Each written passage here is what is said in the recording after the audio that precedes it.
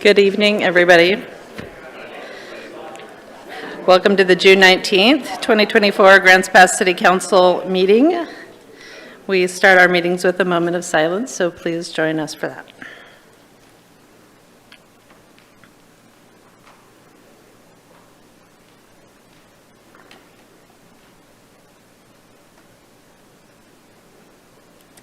And please rise for the flag salute.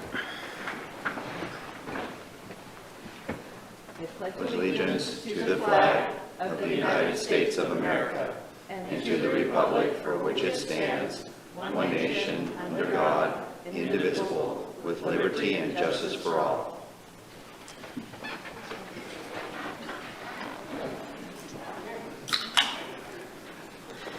And it looks like Councilor Pell's absent at the moment. We don't have anyone online, right? Okay. Councilor Pell is not here yet, but I'm expecting him. Let's get started with our proclamation tonight. We have a proclamation. Whereas the Rotary Club of Grants Pass is celebrating its 100th anniversary, making a century of dedication, service, and leadership within our community. And whereas for 100 years, the Rotary Club of Grants Pass has been a civic leader, consistently demonstrating a commitment to improving the quality of life for all residents.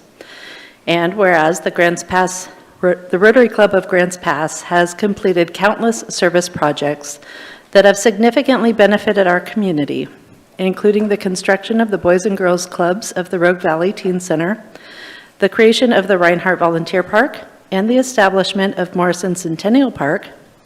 And whereas the Rotary Club of Grants Pass founded the Four-Way Community Foundation, furthering their mission to support and uplift the local community through philanthropic efforts. And whereas the Rotary Club of Grants Pass has generously provided thousands of dollars in scholarships to graduating high school students in Josephine County, helping to support and advance the educational aspirations of our youth. And whereas the Rotary Club of Grants Pass has sponsored numerous community service projects overseas, acting as ambassadors of goodwill and peace through international relations, thereby promoting global understanding and cooperation. Now therefore, I, Sarah Bristol, Mayor of the City of Grants Pass and former Rotary Exchange student, do hereby recognize and celebrate the 100th anniversary of the Rotary Club of Grants Pass and thank all the Grants Pass Rotarians, past and present, for their unwavering dedication and service to our community. And I think that Tina Gottschall from the Grants Pass Club is here. Are you going to say a few words? Okay, please do.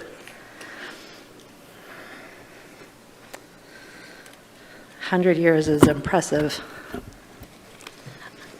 Thank you. Thank you for this proclamation, and thank you, Councilor Lovelace, for coming. She's coming Saturday to read this to our club, and we really appreciate the acknowledgement and going over all of the books through this research and finding names that I recognize that are still helping our community today. We're at that first 100 years ago Rotary meeting. It just really has been inspirational to me. This has been my presidential year, and I've had the privilege of helping with this celebration. And also through Rotary, we were able to do a pet project of mine to donate a grant to a orphanage in Curacao that deals with terminally ill children.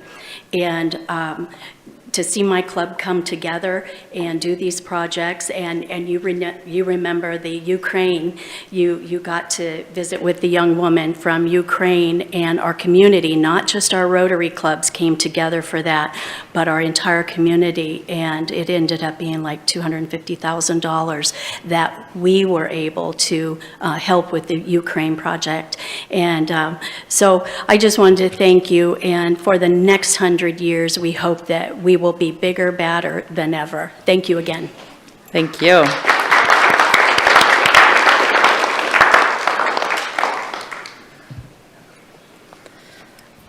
All right.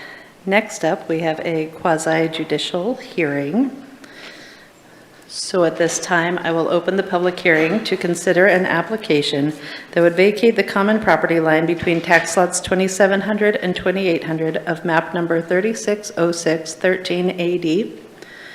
We will begin the hearing with a staff report, followed by a presentation by the applicant, statements by persons in favor of the application, statements by persons in opposition to the application, and an opportunity for additional comments by the applicant and staff. After that has occurred, the public comment portion will be closed and the matter will be discussed and acted upon by the council.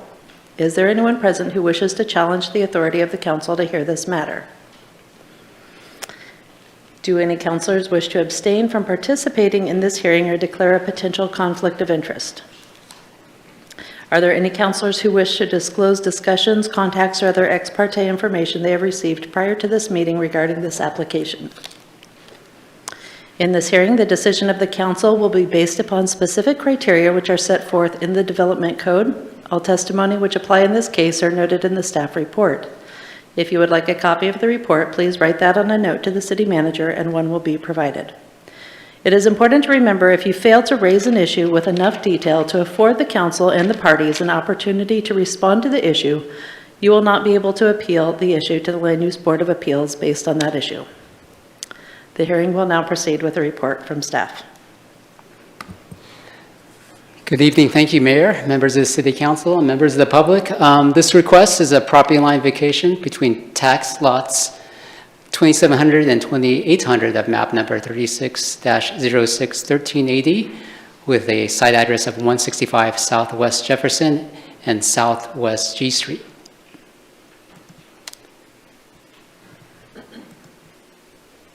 A summary of the request. Again, this is a request to vacate the property line between tax lots 27 and 2800. The applicant is requesting this vacation because right now they have an application to build a new single-family home with a detached garage. And right now, as it's plotted, and I'll show in the previous slides, that the existing property line is in conflict with that. The relationship to council goals, this facilitates sustainable, manageable growth. This is the proposed map of the two parcels, both 2700 and 28. The existing property line runs north and south here. And as I mentioned, right now there is an application, a building permit to build a single-family home as proposed. The home would be bisected by the existing property line, and by vacating the property line, it would allow them to conform to the zoning setback requirements. Here's an aerial view of the property. Again, these are the two lots that are affected, and by vacating this line here, it becomes one parcel. The criteria to approve a property line vacation, as you know, the resultant property configuration does not create a substandard condition relative to the requirements of the code, and if approved, this would be the case. And the proposal is not contrary to public health, safety, welfare, and convenience, or any other purpose in Article 17. Staff has received no comments regarding this request for a property line vacation. And in terms of the call to action tonight, there are no cost implications. The call to action for the 120-day deadline is September 18th, and there are alternatives behind me. However, staff does recommend approval of this ordinance vacating the property line between tax lots 27 and 2800. That concludes staff's report. Happy to answer any questions. Thank you, Mark. Council, do you have any questions? No questions. Is there anyone here to represent the applicant? Or I've been told that themselves? he may be here. Oh, there. Okay, did you want to speak? No. Come on up here to the microphone if you wanted to speak on behalf of your application. Hi, I'm Rodney Nelson. I'm represented the property owners, but I'm here just to, if there's any questions on it. I didn't really have anything to say, so thank you. Thank you. Any questions for the applicant? No? Okay, is there anyone from the public who would like to speak in favor of this application? Is there anyone who would like to speak in opposition of the application? All right. At this time, we will close our public portion, and the matter is before the council for your consideration. Dwayne. I move to approve the ordinance vacating the property line between tax lot 2700 and 2800 of map number 36-06-13 AD, first reading. Is there a second? Valerie? Any discussion on the motion? No? Okay, Dwayne, you made the motion to approve the application. How do you vote? Yes. Joel? Yes. Valerie? Yes. Brian? Yes. Vanessa? Yes. Rick? Yes. DJ? Yes. Motion passes 7-0. An ordinance of the Council of the City of Grants Pass vacating the common property lines between tax lots 27 and 2800 of map number 36-06-13 AD. Thank you. Valerie? I move to approve the ordinance vacating the property line between tax lots 2700 and 2800 of map number 36-06-13 AD, second reading. Seconded by Rick. Any discussion? All right, Val, you made the motion to approve. How do you vote? Yes. Brian? Yes. Vanessa? Yes. Rick? Yes. DJ? Yes. Dwayne? Yes. Joel? Yes. Motion passes 7-0. An ordinance of the Council of the City of Grants Pass vacating the common property lines between tax lots 2700 and 2800 of map number 36-06-13 AD.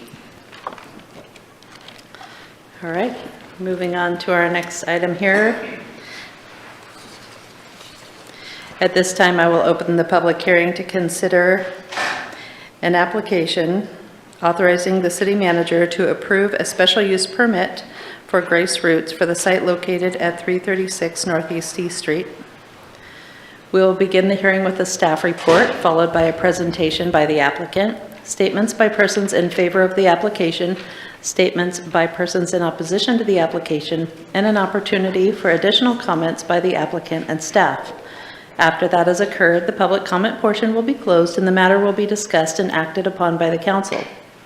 Is there anyone present who wishes to challenge the authority of the council to hear this matter?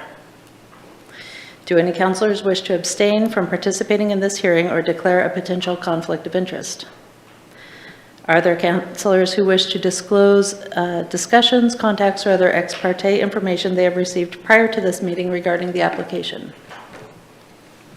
In this hearing, the decision of the council will be based upon specific criteria which are set forth in the Development Code. All testimony which apply in this case are noted in the staff report. If you would like a copy of the report, please write that on a note to the city manager and one will be provided. It is important to remember if you fail to raise an issue with enough detail to afford the council and the parties an opportunity to respond to the issue, you will not be able to appeal to the Land Use Board of Appeals based on that issue. The hearing will now proceed with a report from staff. Thank you, And- Mayor, members of the council. Real quick, Brad, I was just going to note for the record that all 8 councilors are present for this hearing. Thank you. So I will give a quick staff overview, and then we do have representatives from Grace Roots both on the phone tonight as well as in person. So they will also have a report for you. So as you stated, Mayor, this is a special use permit. You've seen 2 of these before. This is our 3rd one related to supportive housing. This is the new section of the code that was added a couple of years ago. That allows for shelters and shelter-type structures. So this particular one would allow Grace Roots to operate a supportive housing. In our code, it's called a Type B land use on property at 336 Northeast C Street.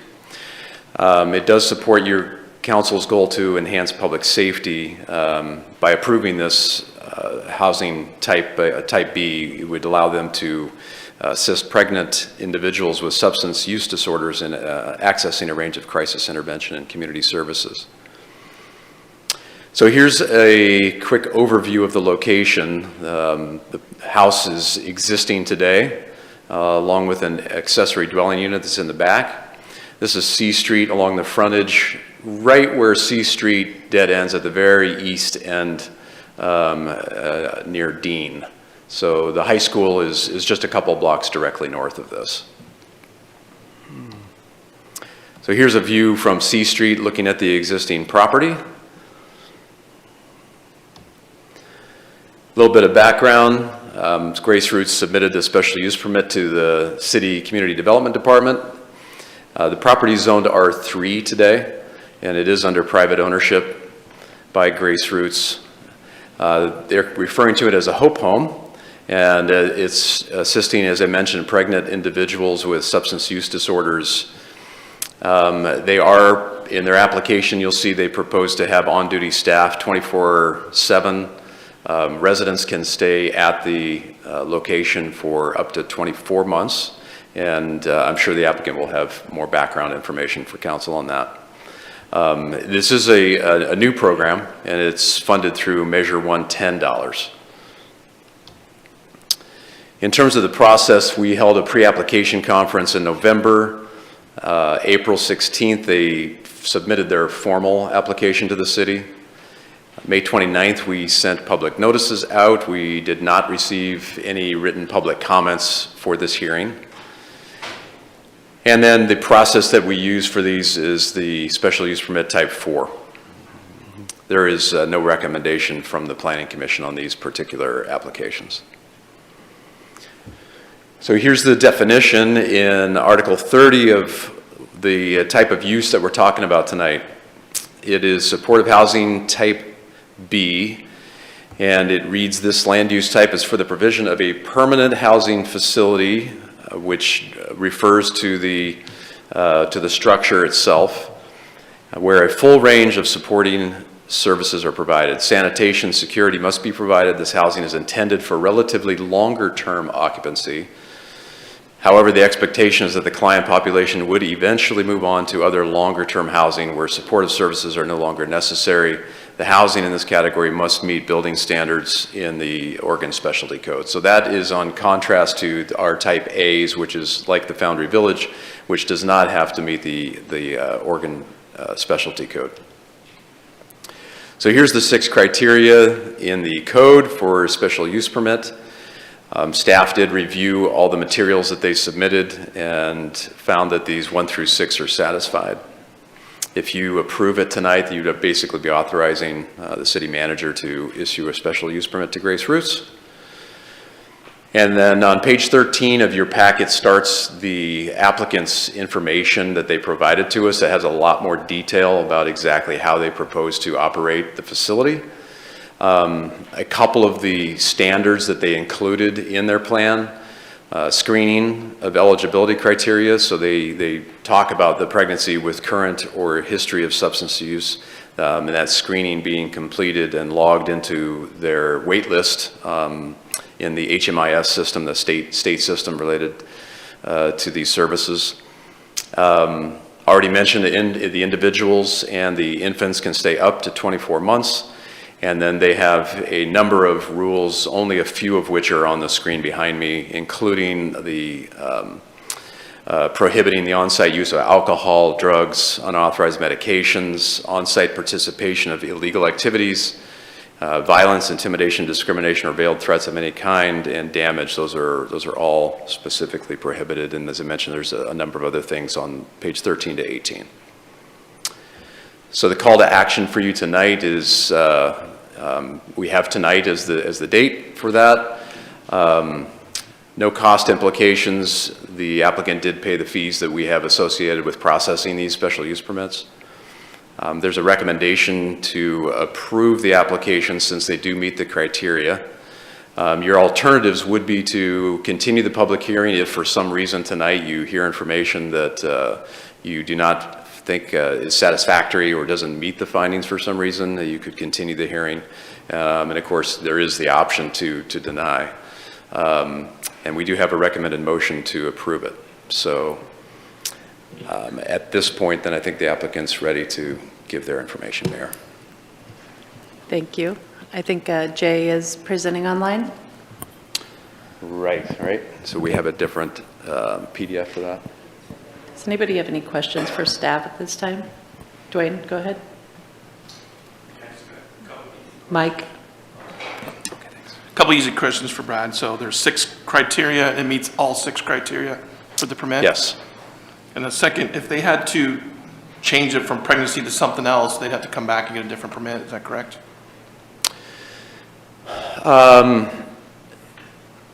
You know, yeah, it would certainly have to come in if they were exceeding the number that they're showing in their application, or if it was for some other type of, you know, clientele. Okay. You know, I think that would be how we would interpret that at staff. Okay, thank you. Any other questions? All right. Would the applicant please make their presentation? Hi, good evening, Mayor and We can Council. barely This is hear you. Jay Hang on, Meredith.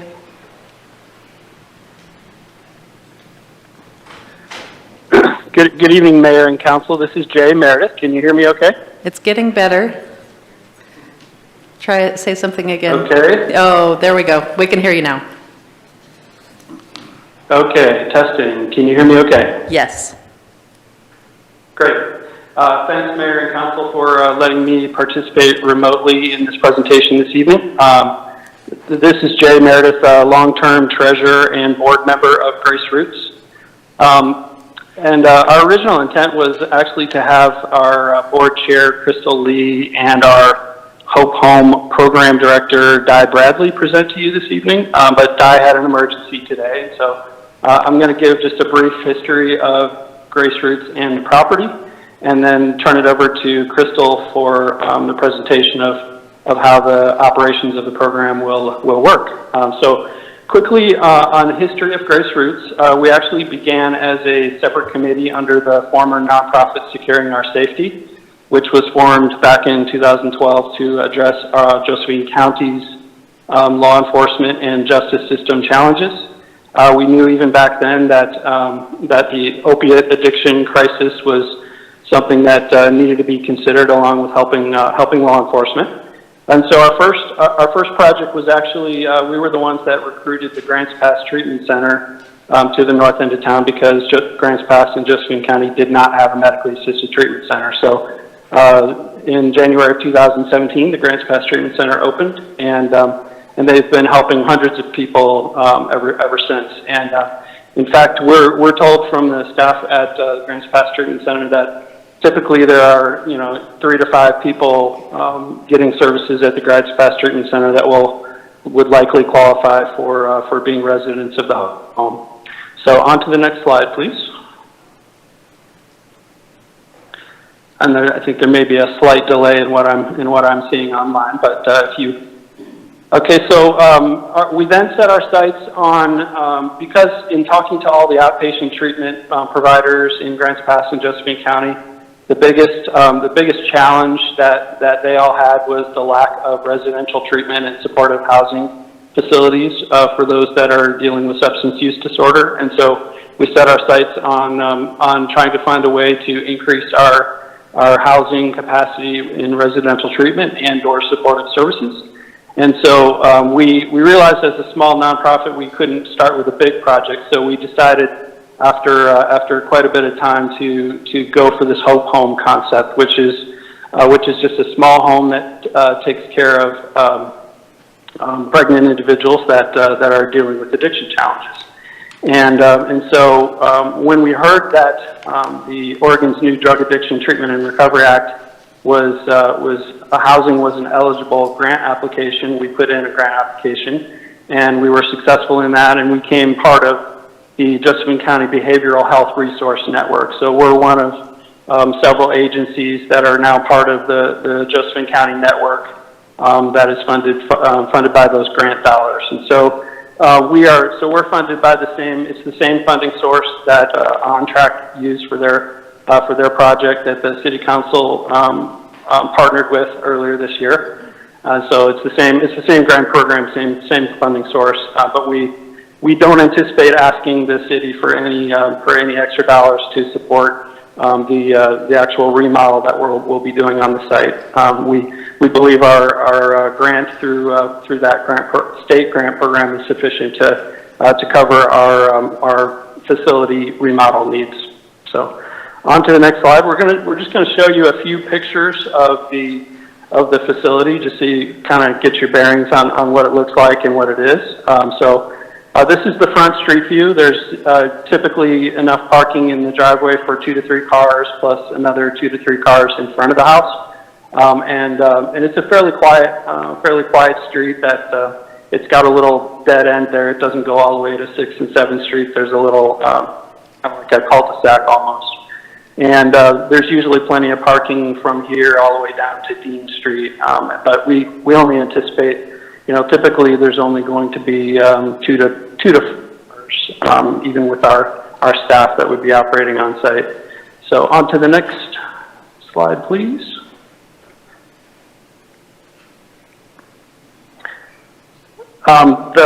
The next slide shows and I'm not seeing it yet, but the next slide shows a picture of a zoomed out picture. It shows just to the left of us, there is an adult foster care home. So what we're doing with the Hope Home is very much in nature of what's already being done at a neighboring house right on the street. So moving on to the next one. Now we're going to just show the picture. The circle here is actually an ADU that is behind the house. It's an ADU that's probably been there before ADUs were called ADUs. It's been there for I think a little over 20 years. We've done a little bit of remodeling and upgrading of that. That ADU will be used for like weekend family visits and potentially as a place for our resident to stay if they need to be separated from the main house for whatever reason, for medical reasons or whatever the case may be. But primarily it's going to be used for weekend family visits and just kind of special use as needed. The main house itself, we believe will be able to hold up to six adult residents at a time. And of course, as has been mentioned, it will be supervised 24/7 by our staff. And we have a couple other pictures here. But Crystal, can you flip to the flip onto the floor plan that shows our remodel plans? So we're doing a minor interior remodel. We found out through the state code review process that we will have to put in a 13D sprinkler system, and the very minor remodel that originally planned turned into a little bit bigger remodel so that the house will be ADA compliant. And so on the right-hand side of the house, or the eastern side of the house, we're taking one large bedroom and turning it into an ADA bathroom plus a bedroom, and then we're turning the garage into an office space. And there's a significant amount of remodeling that's basically going on the eastern or right side of the house, and then on the left-hand side of the house is just more minor things like a sprinkler system and enlarging the doors, etc. And as soon as this permit is approved, we'll be turning in our remodel plans, and we'll be able to proceed with the permit for the interior room. So once this is approved, we had to go through this process first. So from here, I'm going to turn it over to Crystal for a brief description of how the Hope Home will operate. Thank you. Thank you, Jay. Thank you, City Council. This is my first time being here, so thank you for having us. Recovery is not simple abstinence. It's about healing the brain, remembering how to feel, learning how to make good decisions, becoming the kind of person who can engage in healthy relationships, cultivating the willingness to accept help from others, daring to be honest and opening up to doing. Deborah J., Addiction Specialist. So, Mr. Clark spoke earlier about a lot of the things that you probably would have had questions about, and so I'm going to just hit on some of those highlights. I know we're on limited time. So the Hope Home, the eligibility for residency is to be currently pregnant with a substance use disorder. Hope Home's beds will assist with the Grants Pass transitional housing inventory. There will be no cost to the individual or local community agencies. Occupancy agreement will be made with an addendum attached regarding substance-free housing environment. As was mentioned earlier, we have zero tolerance policies. There's just no tolerance for drugs, alcohol, violence, threats of harm. We will offer life skills groups, person-centered case plans. We will start preparing the women with budgeting and credit repair. So the 2 years that they're there, they're going to actually be constantly moving, constantly growing and learning how to take care of themselves and how to integrate back into the community. We will also be offering parenting classes and teaching them how to make healthy meals. We will do tenant education and navigation assistance so they can have secure housing when they get out.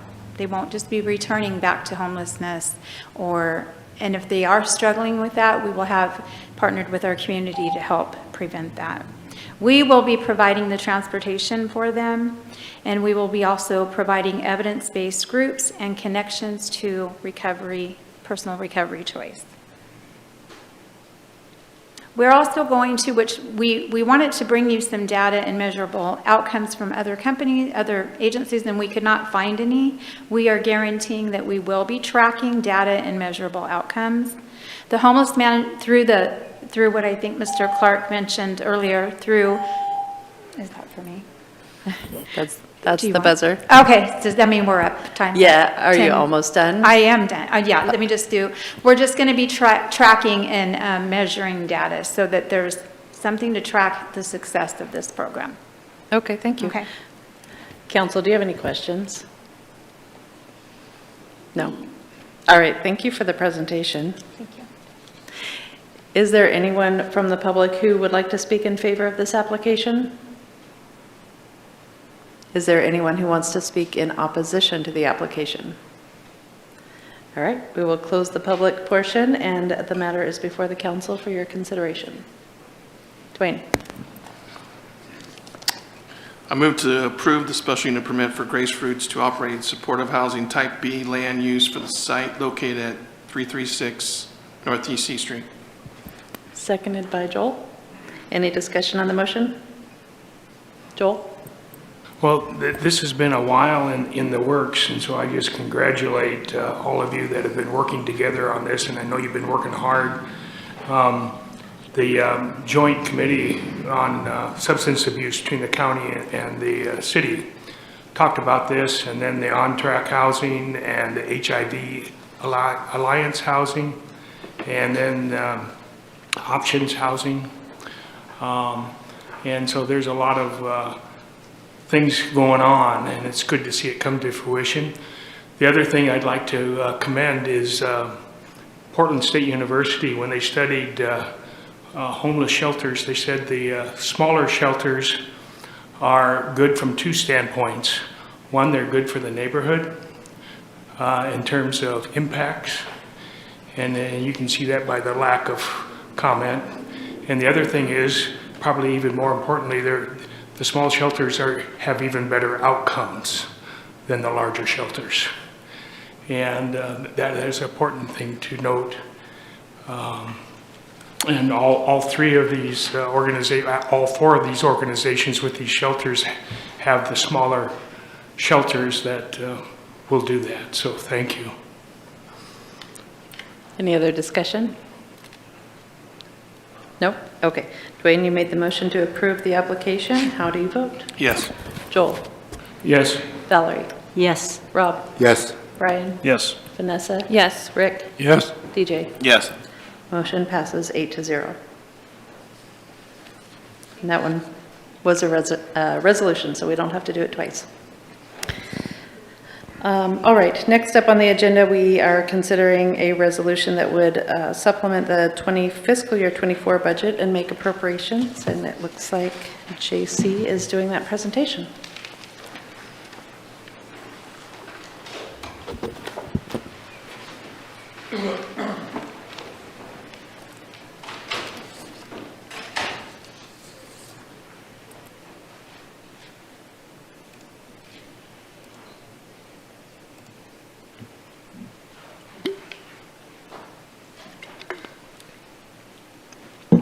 Good evening, Council. I have a budget hearing today for the adoption of the supplemental budget for fiscal year ending June 30th, 2024. So, subject and summary, this is going to modify the current adopted budget to increase or decrease appropriations. There's a long list of funds to go through, and this relates to council goals is to provide cooperative shared leadership involving council staff and the community. So a little bit of background, a supplemental budget can be used when something occurs that was not known during the regular budget process. The requirements are that we publish a public notice, which we did on June 12th, and a resolution must state the need, purpose, and amount. You can adopt at a regular meeting a change if the change is less than 10%.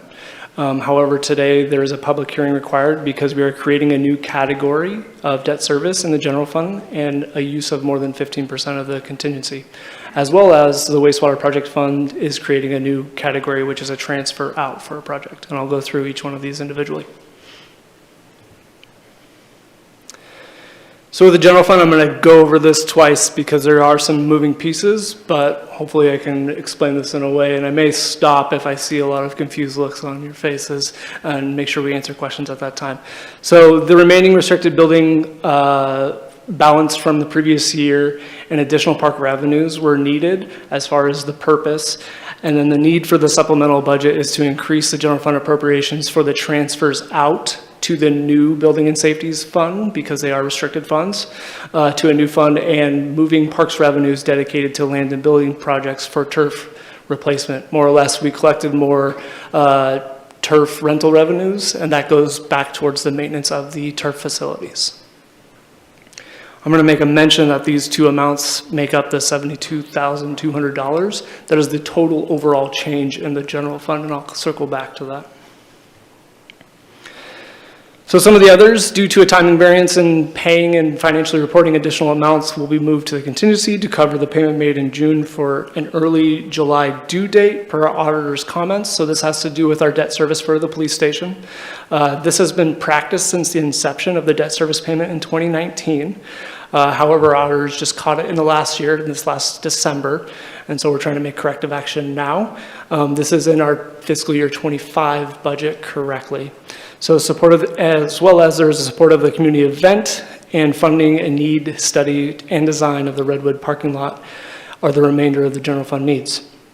So for the supplemental budget, we need to do a transfer of appropriations from the Public Safety Police Division to debt service, which corrects the debt service classification, the creation of a category, and the use of more than 10% of the contingency requires a public hearing per the ORS. And additional appropriation transfers were made from the contingency to general program operations and downtown development to interfund transfers. And that's all the words. Here will be the numbers to hopefully make more sense. I'll try and get a pointer out. So from top to bottom, the $502,000 approximately will be moved down to debt service. Again, this isn't a change as far as moving money out of police, is just reclassifying it from police to debt service where it should be per Oregon local budget law. We're going to move $30,000 from the downtown development to interfund transfers out, which that goes with the $72,200 that are the other two transfers for the building and the parks revenue. We're going to do general program operations from contingency, and that is to the support of the Christmas parade. There is debt service now of this $502,000, and due to a timing variance, so our debt service for the police station is technically due on July 5th, and we always classified it as a prepaid. Per accounting rules, you can't necessarily do that. So it showed up as a little suggestion from our auditors to make sure that when we pay this, because we always like to pay debt service early, that you should really be classifying that in the current year that you pay it, which we normally pay it in June. So that is the need for moving about $400,000 from contingency into debt service. And then the interfund transfers, again, from building safety, parks, and downtown development. And then this is the $400,000 from debt service again, and the $3,000 for general program operations for the Christmas parade. Did everybody follow me? And I have some puzzled looks, so I'll take some questions. Questions? Brian? So the debt service for the police station is that $902,000, correct? Okay. Is that normally paid out of the police division's budget completely, or does a portion of that come out of contingency every year? So no, it comes out of the police division. It doesn't come out of contingency. Why I'm moving out of contingency is the timing. And so technically I need 2 payments in this year, even though we're not really making 2 payments, because what we used to do is classify a June payment into the following year into July for timing purposes. And due to accounting rules, auditors caught that this last year and said we can't do that. So this is more of a cash flow basis correction of accounting standards. Okay, so it's not taking an additional $400,000 from the general fund that wasn't originally budgeted? So it will for this year, but we would have paid that, again, that was due on July 5th. And so we would recognize the payment on June 30th, and so there's a 5-day timing variance. In fiscal year 25, we've recognized this, as well as recognized the beginning fund balance and needing to do that before fiscal year 25. And so fiscal year 25's budget was prepared with all of this in mind. Okay, thanks. Any other questions? Valerie? Okay, thank you for that explanation, because I wanted, you keep referring to the 72,000, which is the general fund appropriation. That is, in looking at the budget up here, that is the money, the park revenue money, correct? That came in over? That's what explain that to me a little bit. So typically, we bring in rentals for our turf fields. Mm-hmm. And so since we know we have to replace those turf fields, we send that money into an LB project to hold until we need to replace those. We actually rented the fields more than we anticipated, and so we have extra revenue, and so we still need appropriations to move that money out of the general fund into LB. Moving forward, we're going to look at a different potential solution of it, just the revenue going straight into the maintenance project.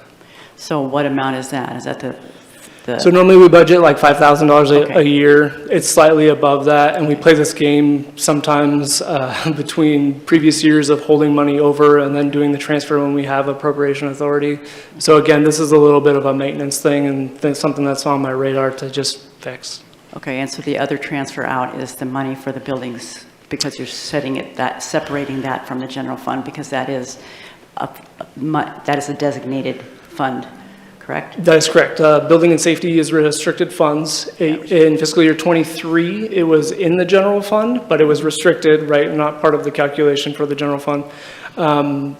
In knowing that it was restricted, in fiscal year 24, which is our current year, we moved the balance into its own fund. We actually collected more revenues than we thought, because I think we've been in this perpetual, like, we know the economy's going down, but when? And so it just didn't slow down as much as we thought. And so we have about 67,000 and change to transfer over to that fund. Okay, thank you. Any other questions? All right, thank you, JC. This is a public hearing. Is there anyone who wanted to speak on this? Wait, I got more. That was you have just more? the hard part. Sorry. Okay, that's true. Okay. Most of these should hopefully go a little bit smoother. So in the Transportation Projects Fund, there's an increased transfer in revenues from a joint wastewater project that requires more contributions from higher than anticipated costs. This is TR 6446, the A Street reconstruction and overlay. This is a multi-year phase project. They are coming to find that the costs are obviously increased than what they had originally anticipated. We were already doing a public hearing for some of the general fund things, and so this is an opportunity to not affect the fiscal year 25 budget and potentially move some of the extra dollars that we think that is the wastewater's portion of this project, and that's about $400,000. With the stormwater fund, a minor mistake was made when mapping accounts to the respective programs. We have about 10,000 GL lines, and we have about 5 accounts that somehow made it in there with the wrong coding. This will actually fix that via our resolution, and I chalked that up to basically a Scrivener's error. However, for the procedural effect, I need to actually make that change. And so the accounts are about 23,000 between the 2 programs. And again, this was negotiated with the fiscal year 25 budget in mind. In the water fund, the exact same thing. 2 different accounts. It's about $6,400 between just change in 2 programs.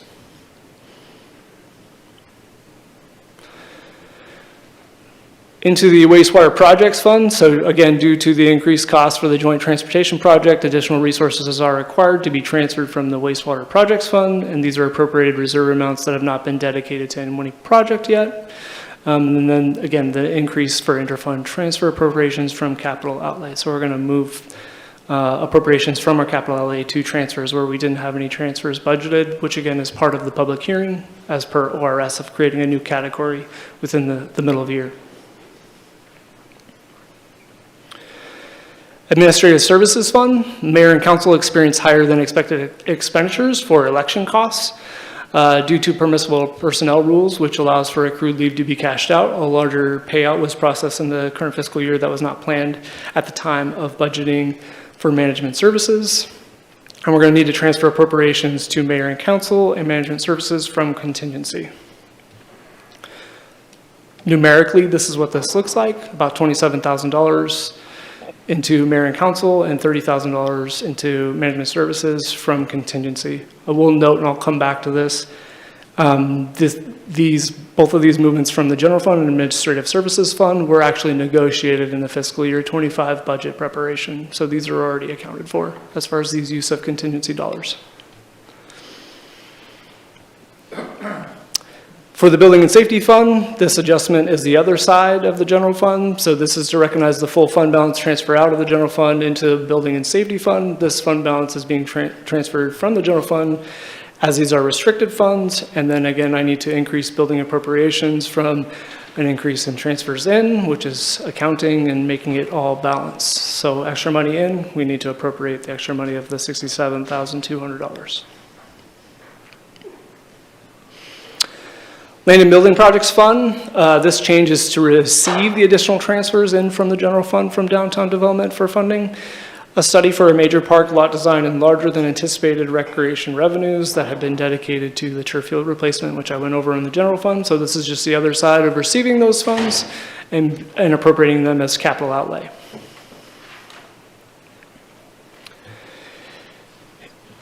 In your packet, there is Exhibit A. We have a current budget appropriations with Resolution 23-7355, which was approved last June 2023. There is the list of adjustments to the budget. I just have a picture of it, but there's an actual list of the change in resolution. And then this would revise the budget if adopted. The cost implication, obviously, each has an appropriation impact. The funds that have a fund balance impact were planned for in fiscal year 25 budgeting, so that is the general fund and administrative services fund. The remaining adjustments have minimal impact financial planning wise. So I just wanted to make a note of that. And then your call to action is obviously today. Your alternatives are to adopt the supplemental budget as recommended or not adopt the supplemental budget. And there is a potential motion, and I'll take any additional questions that you may have right now. Thank you. Any more questions? Rob? Yeah, so I think I understand much of what you're saying.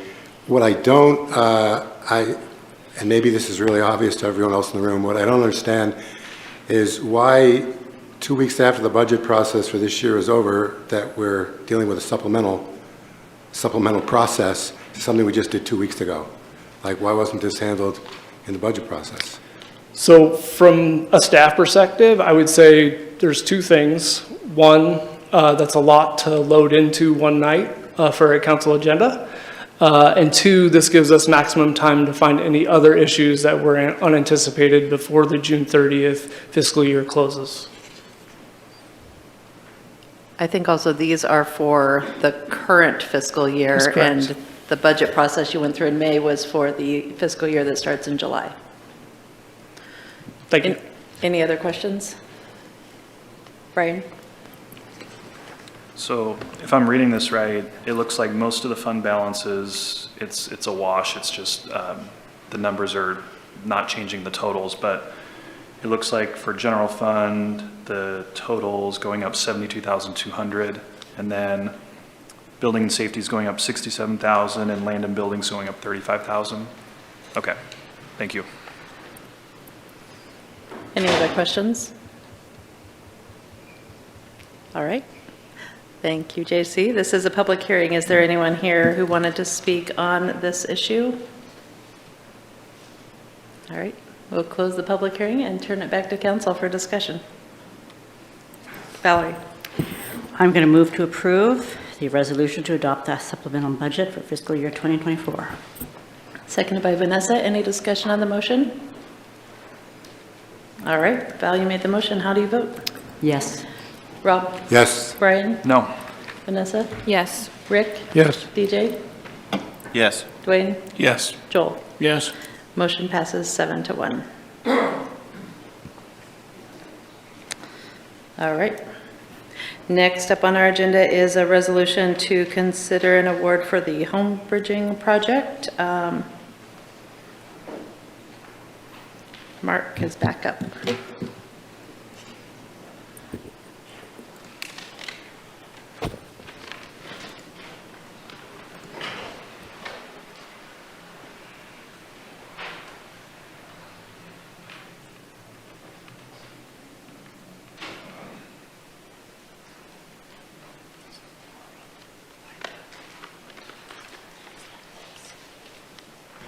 Thank you, Mayor, members of the City Council, and members of the public. There are a few items related to affordable housing and public infrastructure on our agenda. This is the first of 3 items. It's with regards to American Rescue Plan Act, or also known as ARPA, Request for Proposal, or RFP, for public infrastructure for affordable housing. This is round 3. In terms of relationship to council goals, again, the summary is to approve a resolution authorizing the payment of a public infrastructure grant up to $740,500 to Home Bridging GP for a property located at 1907 Fruitdale Drive. And again, this is in accordance with the ARPA request for proposal under round 3. The relationship to council goals, the program supports council's goal to maintain and operate and expand our infrastructure to meet community needs by providing grant funding for installation of a new water main in an underserved area of the urban growth boundary. As far as a background, as in 2022, the council authorized approximately $1.6 million of ARPA funds to incentivize development of affordable housing through a public and private partnership between the cities, where the city would contribute ARPA funds for design and/or extension of a public infrastructure.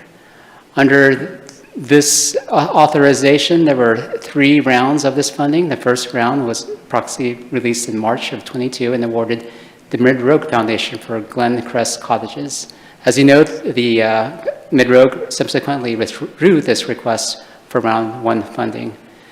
Under round 2, back in May of 2023, the council awarded the Home Bridging HUGP for Scoville Road Senior Community, and this was an affordable senior home ownership development along Scenic Drive for approximately 22 units. And tonight, we are reviewing and approving round 3, and this was released earlier this year for RFP. There were 2 proposals that were received by staff in terms of the deadline. The review committee had met and determined both of these proposals met the RFP guidelines. Home Bridging had submitted a proposal for Fruitdale Townhome and Cottage Development, which I will go over. And the second application was submitted by Mid-Rogue Foundations for its Hillcrest Veterans Village on Hillcrest Drive. The committee ranked both proposals that had met the RFP guidelines, and at the time there was only 1 available funding. So they ranked Fruitdale Townhomes Cottages first, and then Hillcrest Veterans Village, submitted by Mid-Rogue, second for this, again, round 3 award. Under the RFP guidelines, these ARPA funds will extend and I'll turn this on, the public infrastructure, which includes extension of a new water main line along Carnahan Drive. The project site is just east of Carnahan Drive along Fruitdale Drive, and this is in the south section of the city. The funds are intended to design and build a new water extension that will connect to a water main line that was just constructed and bring it down north-south and then east along Fruitdale Drive to the project site. Part of the project funds will also be used to provide lateral and water and sewer connections. The other part of the RFP is that the public infrastructure would benefit a future UBG or areas of the city that public infrastructure could benefit future development of homes. The proposed 12-inch water main extension is a part of the master utility plan and would be located in the public right-of-way. This would extend the sewer and water into the project site, and these funds would also potentially these funds for this water line section could possibly benefit future homes, particularly along the eastern part of Fruitdale Drive. The affordable housing, or the housing piece of the RFP, again, this project is located at 1907 Fruitdale Drive. It is a home ownership project targeted to workforce housing or households at least 120% AMI. The project site is approximately 2.88 acres and is zoned R110, and the developer or home bridging proposes 20 units of new construction, 15 new townhomes and 5 cottage units, and they will preserve 1 existing single-family residence on the property, and that's here. Home bridging estimates a total development cost, excluding the water and sewer connections, of approximately $5.7 million. Again, this award would be up to $747,500 for the water and sewer installation. And home bridging indicates they have committed sources of their own equity as well as a commitment of conventional debt for their project. A call to action tonight. Again, the ARPA RFP originally was for $1.6 million. Under round 3, you would allocate $747,500 to home bridging for the Fruitdale Townhouse Cottage development. The call to action is tonight, or at council's discretion, and as you know, ARPA funds need to be allocated or committed by the year end this year, and then spent by December of 2026. If approved tonight, this grant will be good for 18 months. These are the alternatives, and staff recommends, again, approval of this resolution. That concludes my staff report. I believe that home bridging is here as well, but I'm happy to answer any questions from staff. Thank you. Council, did you have questions for Mark? DJ? The 18-month time period for the grant, is that sufficient for the applicant? I will have to defer to them. The applicant? The 18-month timeline for the grant, is that sufficient? Time, good. Okay, that's it. They indicated yes. Any other questions? Rob? Yeah, Mark, I think you just misspoke, but I want to be clear, make sure. It says in the packet that this is housing for people who are at or below 120% of area median income. I believe you just said that it was people who are at least 120%. So which is correct, the packet? Up to 120% Up to, AMI. thank you. Yeah, thank you for that correction. Excuse me. Any other questions? All right. Is there anyone here who wanted to speak on behalf of this application? Yes? This one is not a full-on public hearing, so you have 3 minutes. Gotcha.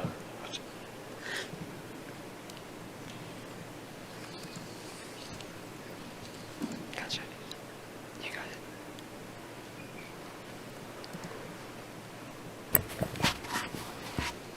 I think, do we do 5 minutes for an application like this? 3? 3.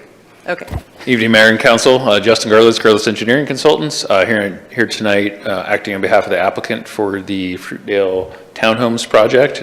As mentioned, it's a townhomes and cottages project that's proposed. Mark showed some great information. I just wanted to, well, I don't know if this is going to work.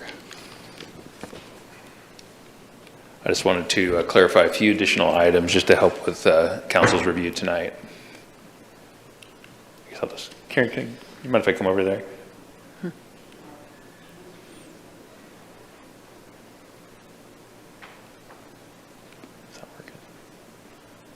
Oh, are you doing that, Mark? Yeah. Okay. Thank you. So as Mark mentioned, this project is similar to an existing project that Fruitdale or that Home Bridging has almost completed over on Family Lane and George Tweed. I think most council is familiar with. That project, which was 22 homes total, is near completion right now. We're on the last 5-plex unit, one of which is sold. So there's 4 additional homes that are nearing completion and are expected to be sold hopefully in the next year or 6 months. This is a similar project. This is that project, so you can kind of see what those townhomes look like. Again, Home Bridging, as most of you know, is an affordable home ownership organization, nonprofit. Goal being to provide home ownership for workforce housing, which is normally called, which is up to 120% of the median income. These homes, as we said, have been successful over at that location, and we're trying to continue that success at this location on the southeast side of town. Just a couple different slides here. The project itself, the goal of the ARPA infrastructure grant was to extend infrastructure to serve a project such as this, but also serve the neighboring area to hopefully spur additional housing. This project, the southeast side of town is historically very underserved with water. So it kind of it's really prevented us, even though it's an urban growth boundary, from expanding into that area. We have had a couple projects recently that are extending these water lines, and this project in particular is extending it almost to the edge of the urban growth boundary. Mark, next slide. And as Mark showed you there, we have a project that is also nearing completion for the subdivision on Carnahan Drive. The city's master plan showed the loop coming around Mount Baldy, which is the next road up, as the planned looped connection. But because of this project on Carnahan and the waterline extension they brought off of Rogue River Highway, this was the logical loop system. So this is a continuation of that piece. And then the remaining portion, if you go to the west on Fruitdale Drive, will complete that loop. So this is a really important piece of Public Works Master Water Plan. And this is the exhibit that shows that master plan. You can see that loop there right in the center of the screen with Carnahan right in the center, right where the 12 inches. And this is just a map of that. So overall, just to be brief, we're looking forward to continuing this program. It's been a very successful program and getting people into housing in our community. And we're asking for approval of the grant award tonight. And I'm happy to take any questions related to that. Thank you. Are there any questions for Justin? Brian? Thanks, Justin. Excuse me. Are these units planned to be sold on the open market, or how is that going to play out once they're completed? I'll briefly answer for Chad and Chad and Kermit. There's an application process that's available to the open market, and then the applications are selected and then sold through their program. Okay. Is that application process made widely available to the public? Is there public notice for these dwellings? I believe they have an application process and they have a website, correct, Chad? I'll answer your question.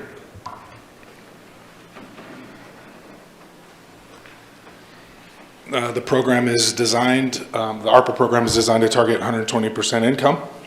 They won't be sold on MLS, no.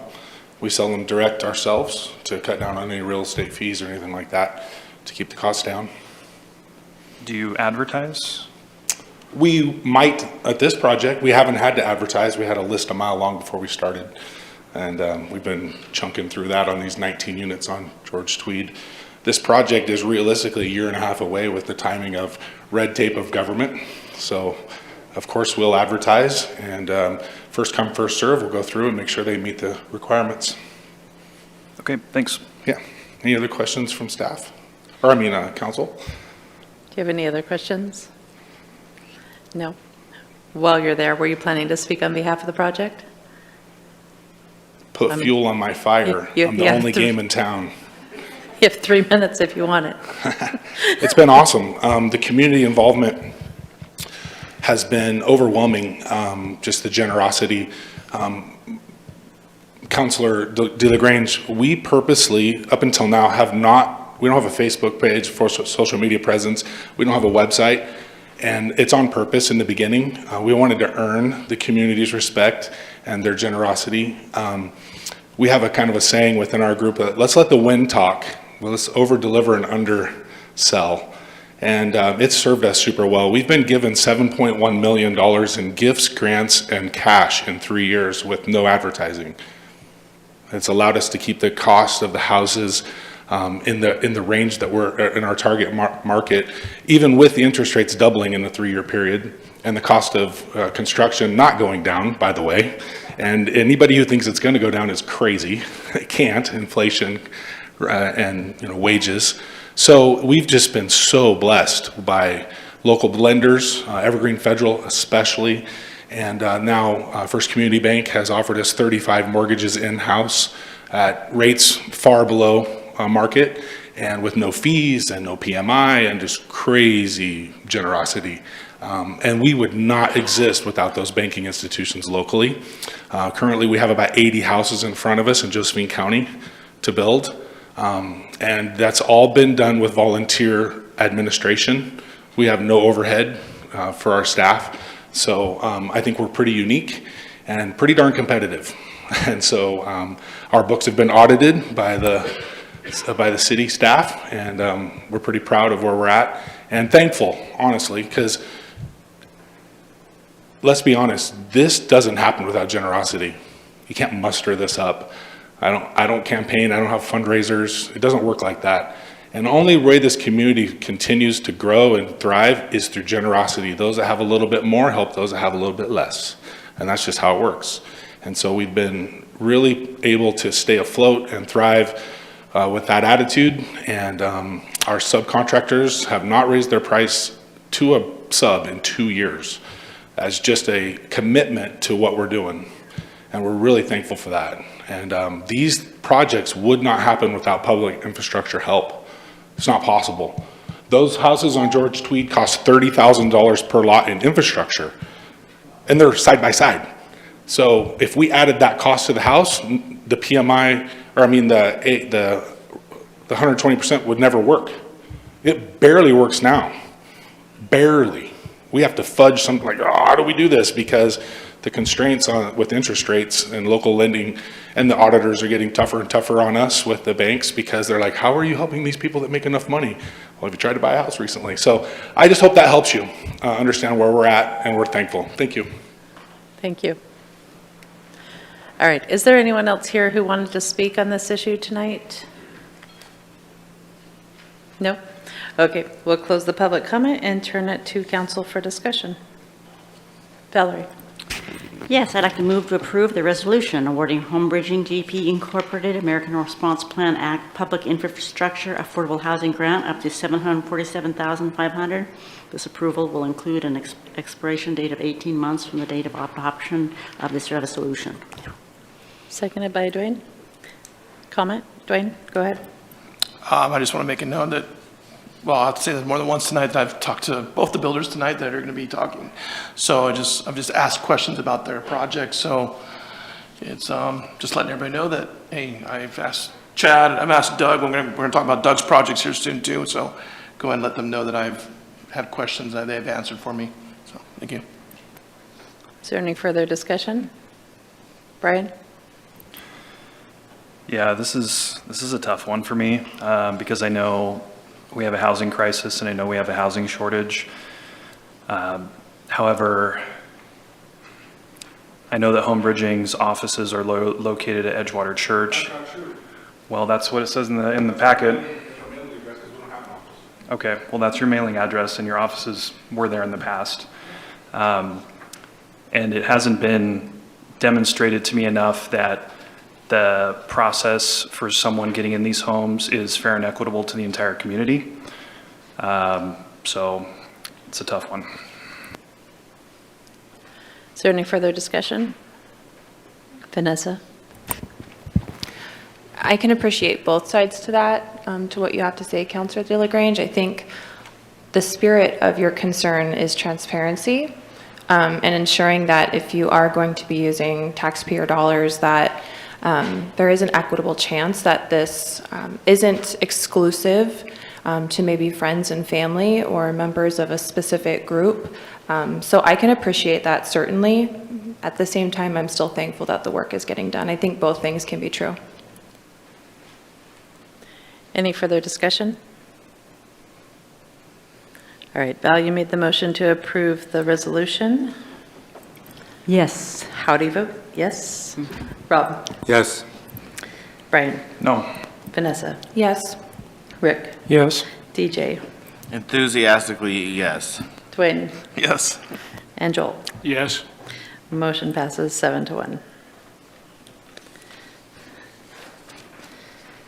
All right. Next up, we have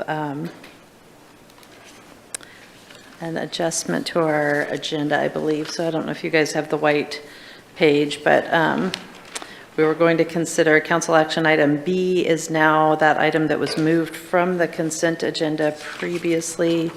So it was consent agenda item A regarding council procedures. And the city manager is going to present. In the meantime, I was just going to remind the audience here that if anybody is planning to speak during public comment, there's a blue form in the back of the room, so make sure that you fill that out, and you can hand it to Karen right over here by the screen. If you have not already done so, please do so.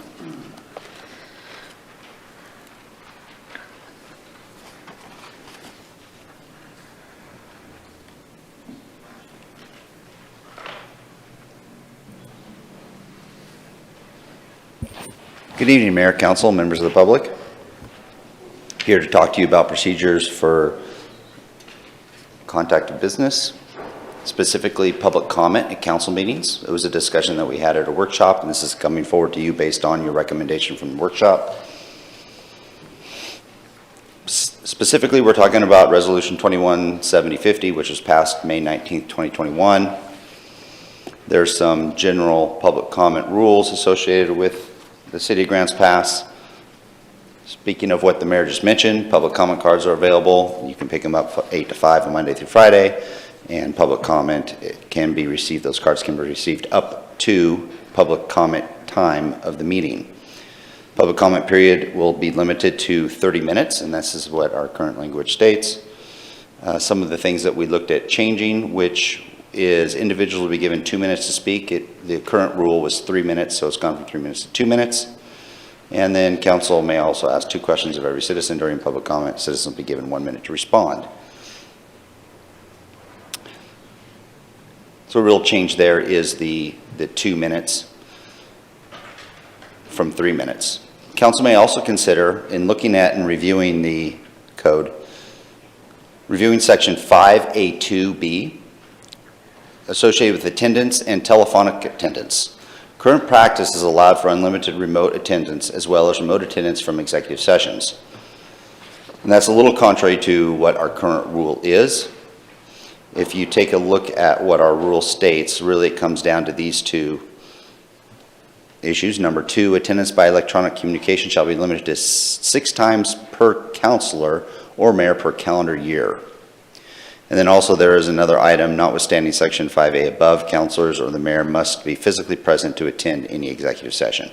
These are 2 items that are currently in the resolution, and council can either adhere to the current language and go ahead and enforce those, or have a discussion about changing that. If you want to change that, it's not represented in the resolution today, so you would need to make an amendment to the resolution. I have some potential motions for you. One is if you just adopt the resolution as in your handbook based on the workshop discussion that you had, which changes public comment from 3 minutes to 2 minutes. If that's what you so desire, you can move to approve the resolution amending the procedures for conduct of business, section 10, public comment.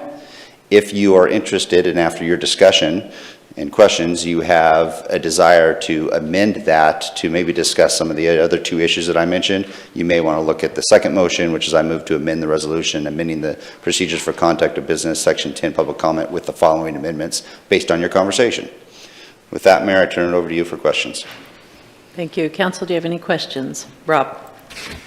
I'm not sure who can answer this, or maybe it's up to council to answer it for ourselves. Are we using the word meeting and workshop interchangeably? Because we talk about a public meeting, president meeting, but does that also include workshops? So according to this language, which is in resolution, you also have some language in the charter. that states 3 consecutive meetings. And the way that reads, I believe the spirit in reviewing the charter language, it's business meetings. So if you miss 3 consecutive business meetings in the charter, then that would initiate the charter issue. On this, the way it's read, this was in there and it's been in there for a long time. So I don't know what the true spirit of it is, but if you just read it based on how it reads now and interpret it, I believe it's 6 meetings, because it doesn't specify business meetings or workshops. So I think it's just 6 meetings throughout the year. But ultimately, that would be council to maybe further define. And my interpretation would be that it is 6 meetings and workshops, that a workshop is a meeting. Any other questions? Brian? So this is what's currently in the handbook? What you see right now is currently in the handbook and in the resolution that's in front of you. Okay, so if we chose to, let's just say we didn't change it and we chose to start enforcing it, what kind of enforcements could take place? Well, I think ultimately it's when you come to the first clause, number 2, the attendance by virtual, you can provide for 6 opportunities, and then after that, if a council member cannot be present for the meeting, they just also would not be able to attend virtually. Okay, thanks.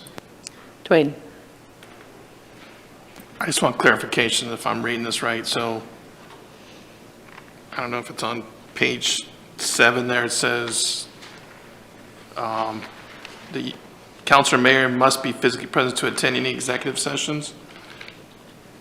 Is that, so no longer will, if you're gone, will they call in for executive sessions? Is that what it's saying? So our current language states that. Our current language states that if you want to attend an executive session, you must physically be present, and attending executive session virtually is not allowed.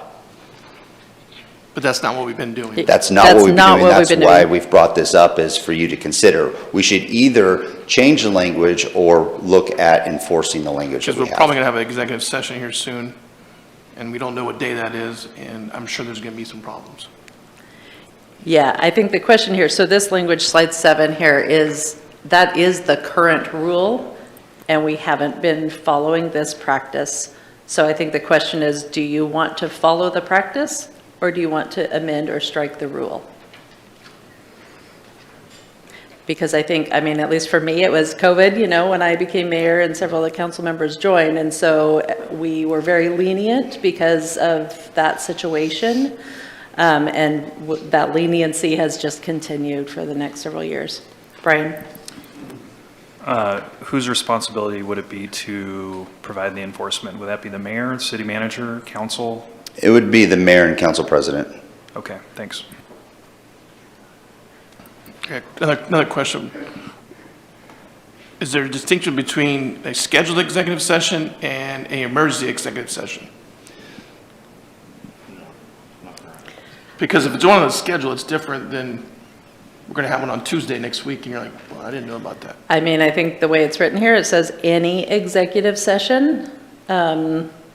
And executive sessions are only for certain things. So in most situations, you wouldn't need an emergency executive session, because if an emergency happened, it would very likely be something we'd deal with in open session, maybe if we called a special meeting. But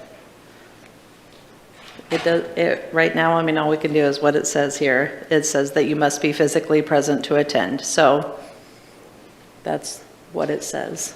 So you either need to change that and allow counselors to attend, or any of us to attend remotely. You cannot chair the meeting remotely. So in my case, just I've never attended a meeting remotely. If I can't be present in the room, I just don't attend. Was there a question down there? Rob?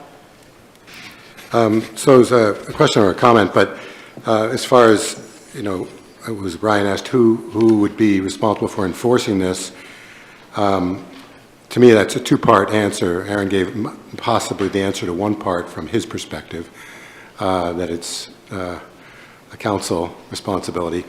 I would wonder if, as far as keeping track of how many meetings people have been absent for, if that's a city recorder or city manager responsibility to let the mayor or council president know what the status is, because otherwise it's very difficult for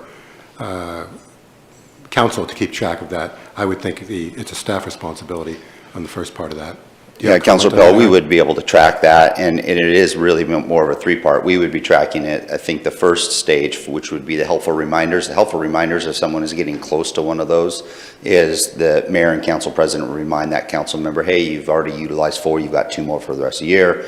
Ultimately, it's council that has the authority to enforce this, but the mayor and council president would take the lead, I think, in providing positive reinforcement in maintaining compliance with the resolution.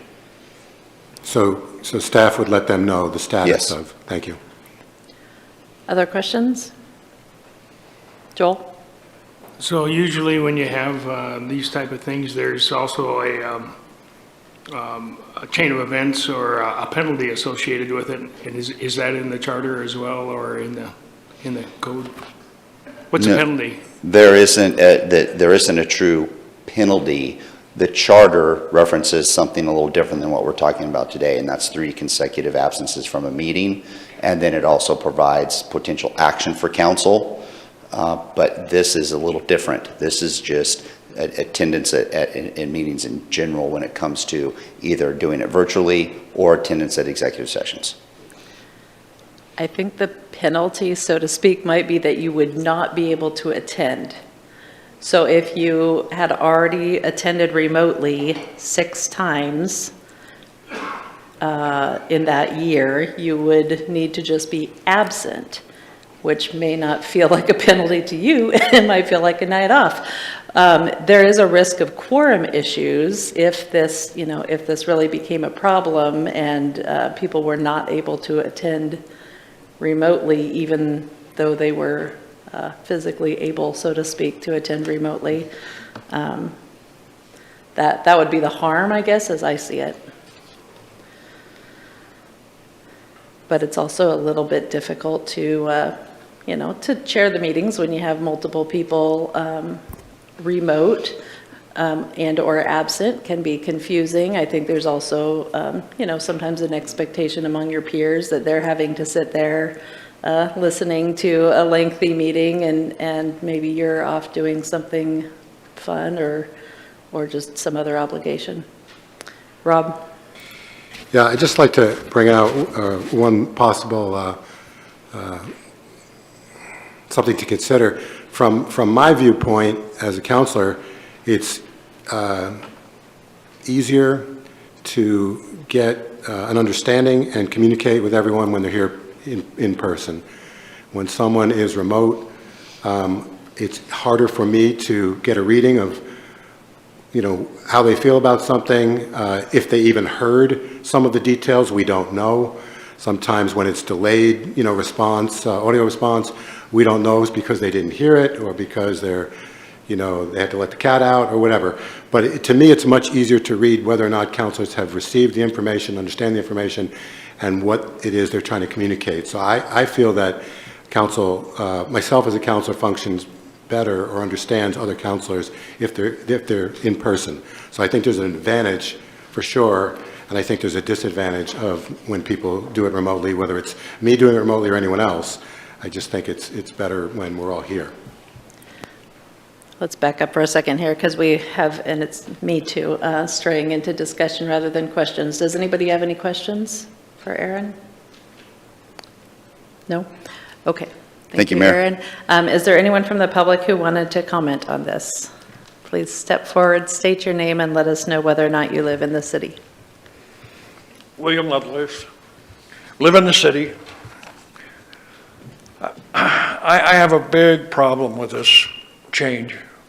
First Amendment rights to me is everything. We already live in a community where the newspaper restricts some of you on the council and myself and probably some of the people in this audience from publishing opinions. So to restrict any part of free speech to me is a violation of all of our rights. And then when it comes to the missing meetings part, somebody could have a health issue, could be injured in a terrible car wreck, but could have mental capacity 100%. So I would think there needs to be a provision where you have exceptions for those types of activities. So I'm against both of your actions here tonight, or the proposal, simply for the reason I believe First Amendment is one of the most important things endured to our country and our citizenship. Thank you. Is there anyone else wanting to speak on this issue? All right, we'll close public comment and turn it back to council for discussion. Rick? I guess I have faith in the system, and one of the part of the system is that the mayor and the council president have the ability how they're going to administer it. I realize there's certain specifications indicated here, but if there's to be an exception to the rule, I would like to think they have that authority. If we have an executive session and maybe for some reason somebody's reached their limit or something, to have the quorum, I would say that the mayor and the council president would have that prerogative to waive the requirement. But that was my thought. Thank you. DJ? I wouldn't be in favor of any discretion on whether or not somebody can join a meeting remotely or not. I think we need to establish by resolution the rules that we are going to follow. I think it's fair to join executive session remotely. In fact, our most recent executive session would have lost quorum if we weren't able to be here remotely. As far as remote meetings, I mean, this resolution seems kind of antiquated to me. I do respect the opinion that engagement is far better when you're in person, but the fact of the matter remains, I mean, me personally, I have a business and I have a family, and those are the only two things that could potentially keep me from here, and when those obligations arise, I do it remotely, and I think that's fair, personally. 6 seems a little bit too few. Cap maybe seems reasonable, but I'll just say again, whatever it is that we do, my resolution, I think that it should be struck, moved, and there's no discretion on anybody about whether or not we're going to allow remote meetings here or there. Valerie? Yeah, personally, I think that this should be brought to a workshop. I think, to have it just come to the business meeting without us having more discussion, and I don't think it's ripe for a decision tonight, because I feel the same way. I feel like there's a lot of things that can come up that causes, I don't think that I should be the one to be, basically the electorate, the people who elect us. And if they find that we're not coming to meetings, then basically the next time you run, that should be brought up for the other person to say, hey, they didn't attend a meeting. So I'm not so sure I want to be the policeman to my fellow counselors to say, oh, well, no, that doesn't count, or that does count. And that's why I've always felt that really isn't my job, is to be the policeman. I think it is the people who vote. As to my husband's about the free speech, I also believe in free speech. But one of the things that does say in ours is that we limit it to 30 minutes public, and we haven't been holding to that. So we're grappling with the idea of, if you indeed want more people to speak, and yet we want our council meetings to not go on to 11 o'clock or 12 o'clock at night, allowing more people 2 minutes gives us, if we stand strong with our 30-minute public speaking time. So those are the sorts of things that we're dealing with. I think that's, so I personally would prefer to have it brought to a workshop and have those things discussed there, especially, like I said, in terms of the monitoring. But that's my opinion. Brian, then Dwayne. I think we might be able to just hash it out now. I mean, we're really good at dragging things out and making them take a long time. So let's just have a little bit more discussion, and maybe we'll actually come to a conclusion. I mean, we've already talked about moving the public comment to 2 minutes for all the reasons that we already know. We have a rule that it's a 30-minute maximum, and so, a lot of times that'll allow more people to have a chance to speak.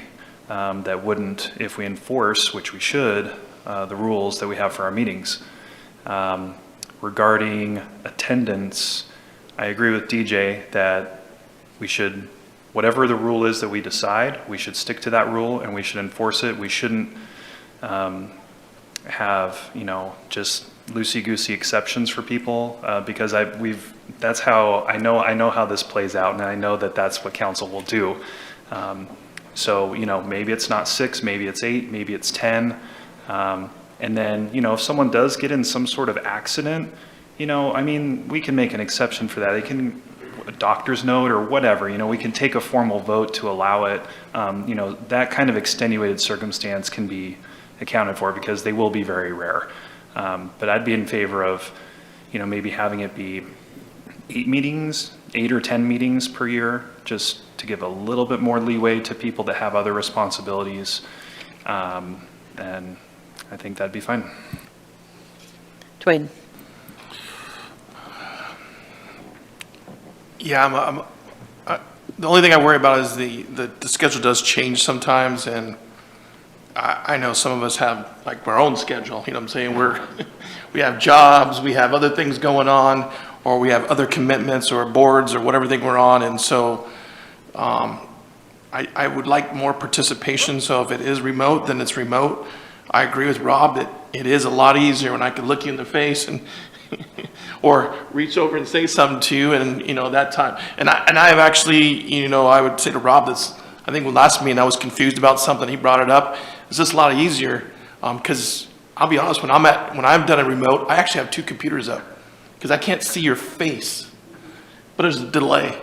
So when I was in Salem, I'd have 2 laptops up to talk and one to watch because I can't see people, and it's really hard for me because I want to see facial expressions, and I want to see the comments from the people speaking up here too. So, I could get Rob's thing. You don't get all that. The free speech, I've always been an opponent of free speech, and I'm okay with people talking as long as they're not being, there's a fine line between free speech and then attack speech or something. I know I like, as long as people are being, expressing their feelings and they're not making personal attacks, I think we should let them speak. We do enough in this government already to stifle speech and stuff like that. You can just turn on the news or something going on, but it's kind of hard to control everybody that's speaking up here. So I'm really conflicted on people voicing their opinion, and I'd rather them come in here honestly than get on Facebook or next door and give their speeches, because honestly 90% of the time they're wrong, and I don't engage with them, but I'm like I would like to speak with them, but I know it would go wrong. So I prefer people to come have time to speak, and then we can correct them. So that's a little hard for me because social media is killing us out there, because they don't, most of the public doesn't come here, or they don't get online to speak. So I'd rather people come here and get their information and we engage with them, or they email us and we email them back. I would love that. You can email us and we can get you the information. So I'm really conflicted on cutting people off from speaking. I prefer them to email me and I'll get back to them, but not everybody emails too, so. Rob? Yeah, and I agree with just about everything that both Brian and Dwayne said. And I guess what it comes down to me with regards to remote attendance, if we have, let's just call it an average of 4 meetings a month between workshops and meetings, a limit of 6 might not be enough. 6 exceptions for a year might not be enough to be able to attend remotely. But it's, if we were to increase that number, as Brian suggested, to 8 or 10, I could be in favor of that. I don't think 6 is enough. I totally get DJ's point, and he misses a lot of meetings, and I'm going to assume that he has responsibilities throughout the whole 12 months out of the year. So it's going to be pretty similar. But 1 a month, I'd be willing to allow someone to miss, say, and that would be roughly 10 or 12 a year. But to more than 1 a month, I think is maybe someone is not appropriate for being on city council. They just don't have the time for it, and that's fine too. But I would want to increase the number from closer to 12 than 6. As far as the if that gives us some quorum issues down the road, then so be it. But I also agree with DJ's point that whatever we decide has to be pretty much ironclad. We can't leave it up to personal discretion of the mayor or council president. And I also believe what Brian said is true. If we had an extenuating circumstance with someone being, having a medical issue or whatever, I think we could take a council vote to allow that person, we'll say a grace period or additional time. But I think that, we could get to the point where, there's 5 or 6 empty seats up here and 2 people are here. And then no one from the public really has any sense of whether or not they've been heard at all. They can speak, but they may be speaking into thin air because they don't know if anybody's listened. They don't know if the person at home is by their computer and has heard a thing that they said. When they speak there and they see us here, they know that we're at least in the same room and had a chance to hear what they said. If we're not up here, they have no idea if we heard a word. I just want to remind everybody that this, what is written in tonight's proposal only changes the 3 minutes to 2 minutes. So all the other discussion is just if you want to make a change. I think Aaron was just trying to point out what the existing rule is the 6, and that you must be physically present to attend an executive session. So we would need a motion to amend that if you're so inclined, and we could go ahead and take a vote on the other part of the motion.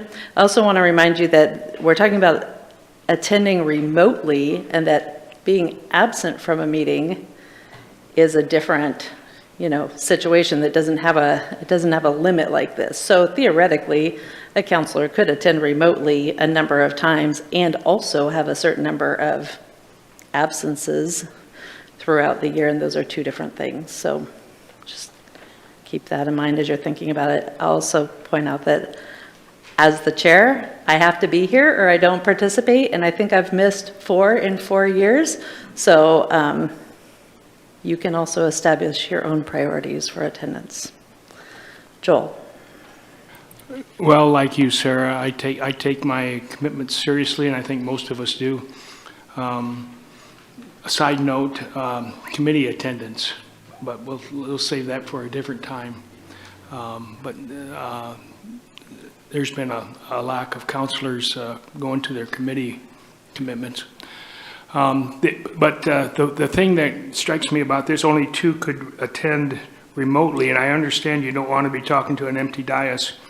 The only time I do remote is when I have a commitment, like a family vacation with my son up to British Columbia, or recovering from prostate cancer surgery, or something like that. And I would hate to think that I would not be allowed to participate because there was 2 other people that were signed on remotely. Especially for the people who voted for me, or my involvement either with the committees or whatever. And because I do take it seriously, and I do want to be able to participate and exercise my freedom of speech, but also exercise my duties as a council person. And if there's 2 other people that are already signed up remotely, and I got an important obligation I need to meet that that's the only way I can attend the meeting, this would not allow me to do so. Is there anybody who wanted to propose a motion, perhaps? Vanessa? Yes, I do. I think that these rules are slightly outdated, and I think that they could use some adjusting. I personally, as someone who has to work for a living, I especially appreciate the ability to be physically present for the executive sessions. Our Monday workshops sometimes run really late, and that awards me another half an hour to 40 minutes of attendance of learning the information while I'm on my way to work. So I do appreciate that. In my motion, I am going to ask for that to be struck. I also do appreciate striking that no more than 2 members shall be allowed to attend by phone at any given meeting. I know that this is not common, but if we were to have a special meeting that was called with 24 hours notice, I see that having merit as being struck. And And I do also agree that we should have a hard line on the electronic attendance. I do think that our meetings are more efficient when people can be here in person. But I do also appreciate that perhaps 6 is not enough out of all of the meetings that we do have monthly.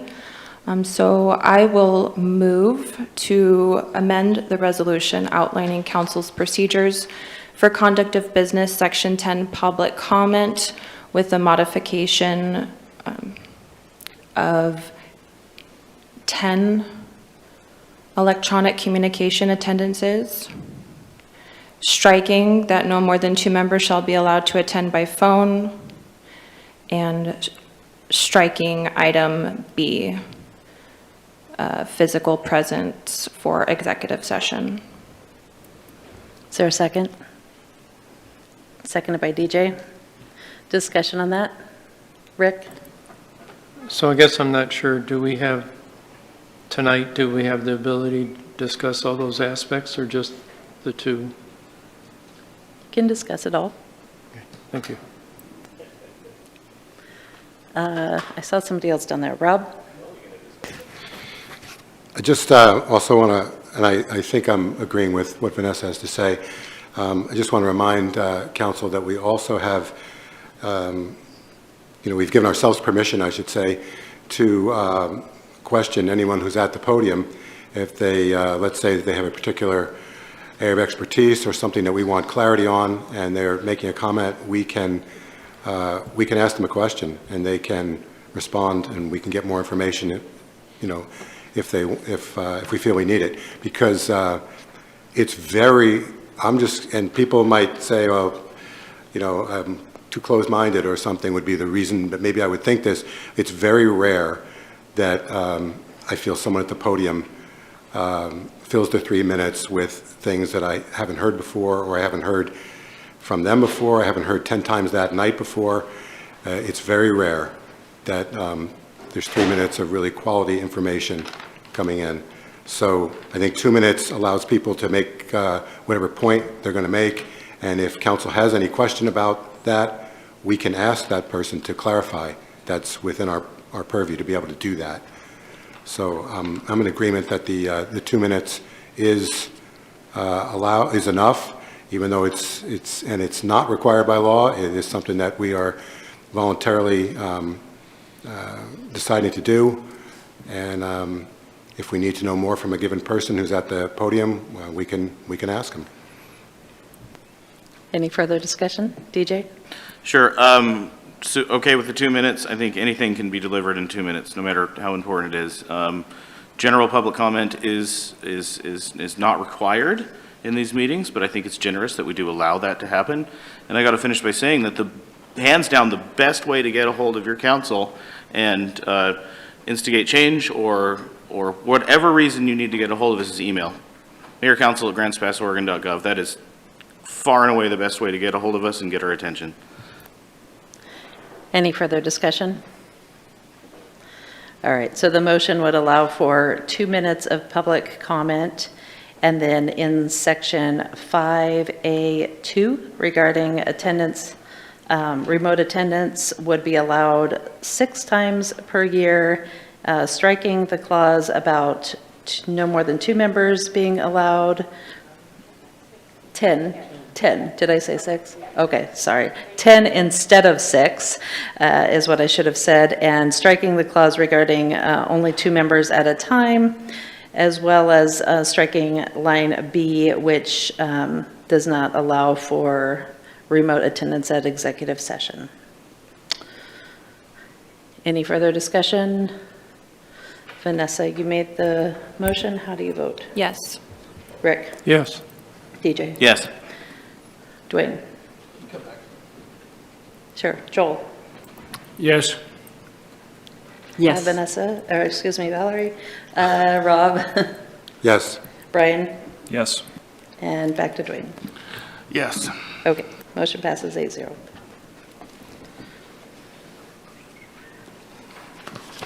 And I'm going to hold off on our appointments. Well, what I'll do is I'll read them, and then you guys can pass them down, and then we'll go to public comment and come back. Because what we have up next is a motion that would appoint 4 members to the Tourism Advisory Committee. You may want an opportunity to speak on this, but there are 4 openings on the committee. 7 candidates have applied. They are Doug Bradley, reapplying, Sue Dinsmore, Leonardo DeSimone, Dylan Goodwin, Carter Lewins, Constance Pelea, Susan Slocum. And the committee is recommending Constance Pelea. She's a hotel owner and operator. She's active with the community in the committee. Sue Dinsmore, who has strong ties in the Illinois Valley and can be an asset to the committee with all her experience. Susan Slocum, she has an impressive background and full of knowledge, education, and skills in tourism and development. Doug Bradley, he's a leader and has led the committee in a positive direction and has been a good chair. If you want to fill those out and pass them down, we'll come back to that item later because I want to not hold up people who are here for public comment.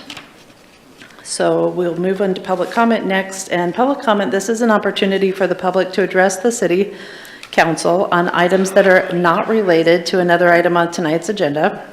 The intent is to provide information that is pertinent to the city's jurisdiction. Tonight, we're going to continue with giving each speaker 3 minutes to address the council as one body, not to individuals. At the conclusion of public comment, council will have an opportunity to respond. This meeting will proceed in an effective and courteous manner. Citizens and council members will be allowed to state their positions in an atmosphere free from slander, threats, or other personal attacks. Signs or placards, outbursts of applause, campaigning for public office, or other disruptive behavior will not be tolerated. If you have a question regarding any government-provided service or a current city policy, please contact the city manager's office in an attempt to resolve the matter. And with that, a bunch of people have turned in cards tonight. So the way this works, we have a little timer here on the podium, and when the yellow light goes off, you have 30 seconds to wrap up, and when the red light goes off, your time is done, and please stop yourself so that I don't have to stop you, because that's no fun. Grant Whipp, you are up first.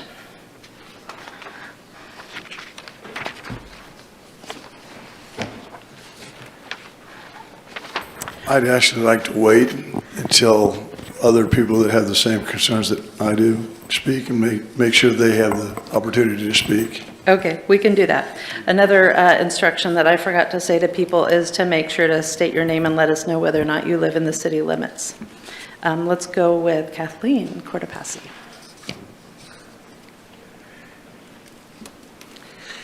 Hello, hello. My name is Kathleen Cortopassi. I'm a 50-plus year city resident of Grants Pass, and I'm here. Well, I thought it was for one reason, but has morphed tonight. I'm here to. I really want to thank the City Council for the work they did do on the skate park. The taxpayer in me is a little upset with how it turned out, but.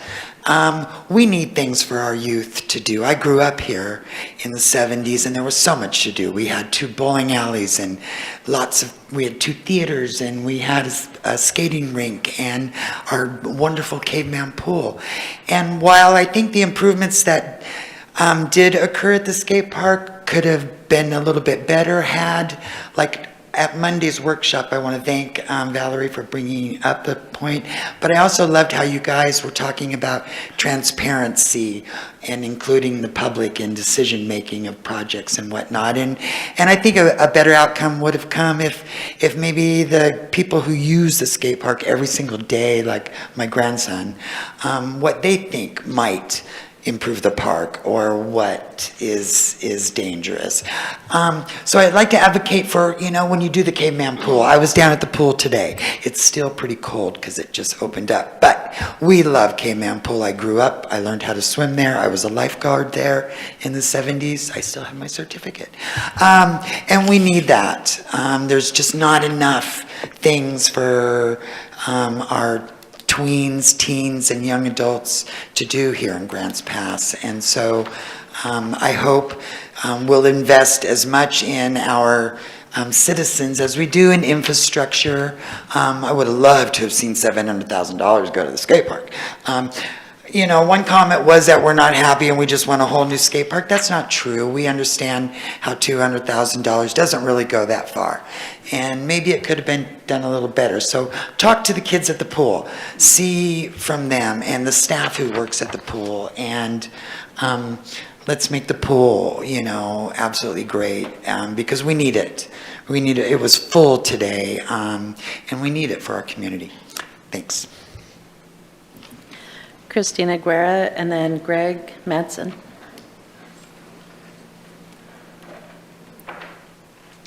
Hi there, I'm Christina Guerra. I live in the town of Grants Pass. You can pull that mic down. Sorry. I have noticed the changes made to the Grants Pass skate park are a liability to myself and the local skate park community. The skate park was built in 2001 and needed renovations. The 5-year plan to repair the park has unfortunately failed. The city added a ledge to the central area of the park called the Fun Box, which has become a difficult feature to navigate. This section was once one of the beginner-friendly zones and now is extremely dangerous for novices of any age. The park was also coated in a varnish that was applied poorly. The cracks are filled with a material that is slick and rubbery to skate on. Our most experienced skaters are concerned that the repairs made are dangerous and not user-friendly. The metal coping in the bowls near the section known as the spine was not repaired and still shows signs of rust on the surface. The budget of $200,000 with the Freedom Builders was misspent during the construction and needs to be reviewed. The city of Grants Pass spent $16,000 on power washing the park. $16,000 to clean the park is really expensive and could have been spent elsewhere. It's clear that the Freedom Builders team specialize in concrete, yet lack the proper knowledge to work on a modern-day skate park. The city of Grants Pass needs to review how we spent money on a rush project. The Parks and Recreation Department neglected to reach out to active skate park users who understand the gravity of the repairs. In the future, the skate community needs to be included in the construction of the local park.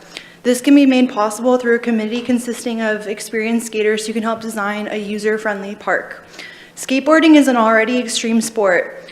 While we can do our part and wear a helmet and protective gear, it is the city's responsibility to provide a safe environment to do so. Speaking for myself, I can drive myself to Gold Hill and go skate a safer park. There's kids in this town who cannot drive. They are using the park after school. If you walk around the park, it's so clear that they did a really botched job, and I don't think an email will really show you how bad it is. If you actually skate and you put yourself in a dangerous environment like the skate park, you can clearly tell that this construction job was not done properly. I know that, you know, people who don't skate might not understand the gravity of it, but we could have essentially gotten almost a brand new skate park with that money. So thank you for your time. Greg, and then Lizelle Vetch. Hi, I'm Greg Madsen. I live in Grants Pass. I'm retired. Used to run a tractor business. I know tractors. I know tractor work. I also ride a skateboard since '76. I know two things, tractors and skateboards. You hired a company from Azalea, 32 miles away. Paid them $50,000 to bring down a mini excavator and a bobcat. They could have bought that stuff here. You paid them $12,000 to flush the drains, Roto-Rooter, and to film it. Is there film of it? Do we know they're clean? I doubt it. They look pretty dirty. Pressure wash, $16,500. Couldn't get anyone to do it for 12? 8? 2? Poly injection rubber to fix cracks for skateboards. Grind all offset cracks 1/8 of an inch or higher. Go out there, they're everywhere. Repair loose existing steel coping, not done. $8,500. Redo the concrete coping at the table of the pyramid, not done at all. $3,500. Remove the concrete at the big bowl, Wasn't done at all. $8,500. Wasn't done. Repair the cracked concrete under the steel coping. Just go look. Paint the new coping. Can't paint new coping if you don't put in new coping, so they didn't even paint the old coping. $3,000. Seal the entire park. It's slippery as hell. Come on, people. Lizelle and then Grant.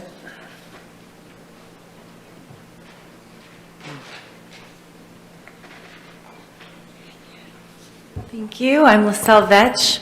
I was born here in Grants Pass, and I skate at the skate park. And I think that most of what needs to be said has been said already. And I really just want to reiterate what came through in all of these comments, but especially in the very first one.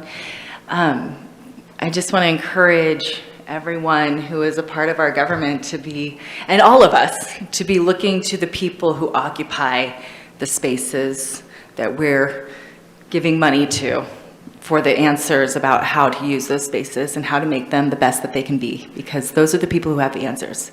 We have to, and that applies across the board, can put the metaphor on it and like spread it all over.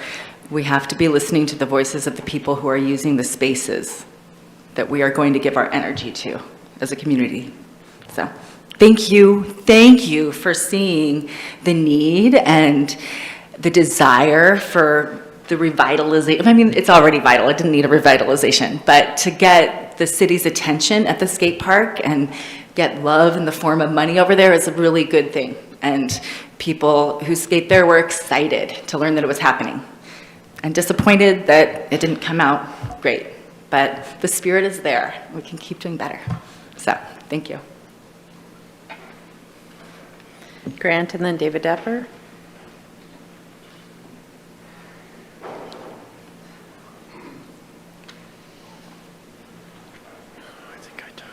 Yeah, my name's Grant Whip. I am a resident of Grants Pass. I live on 9th Street. And just about everything that I was going to say has been said. That's why I wanted to give everybody else a chance.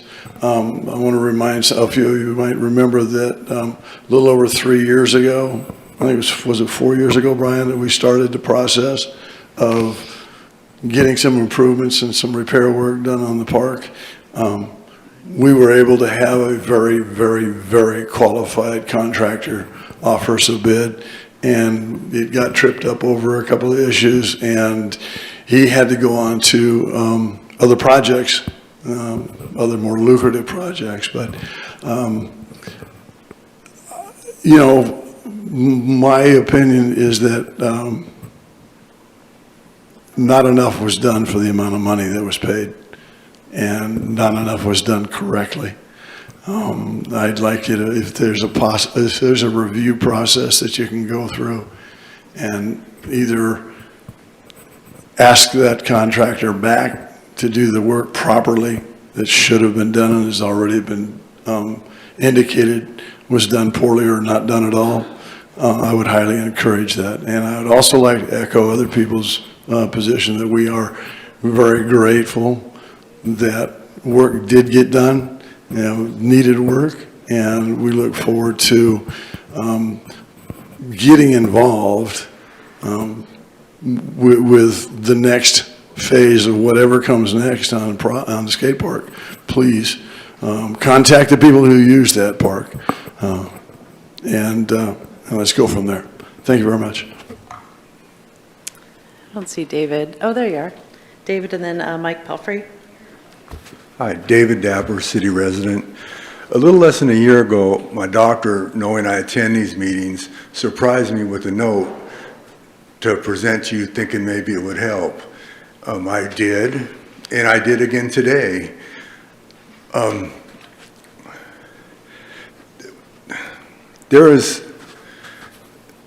nonprofits are not a part of the injunction. There's nothing about the nonprofits in the injunction.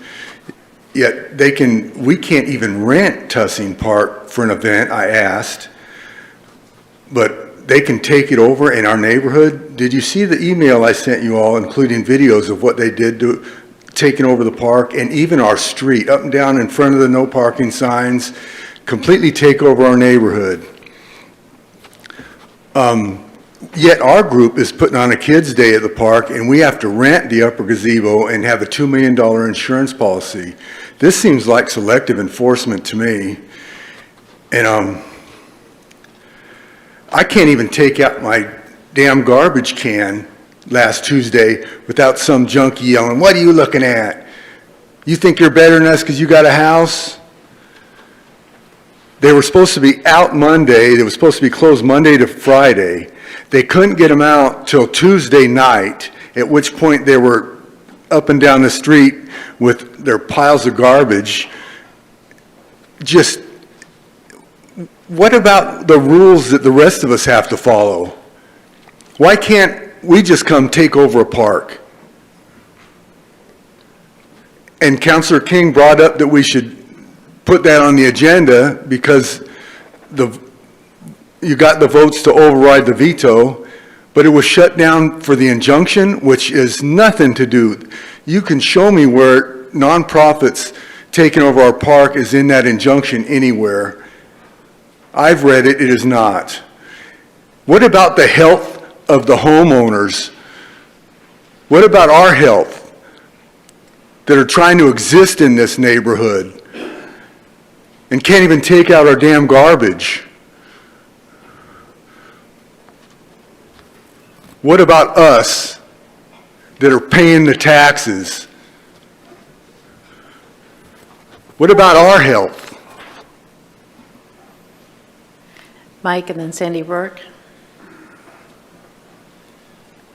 Mike Pelfrey, city resident.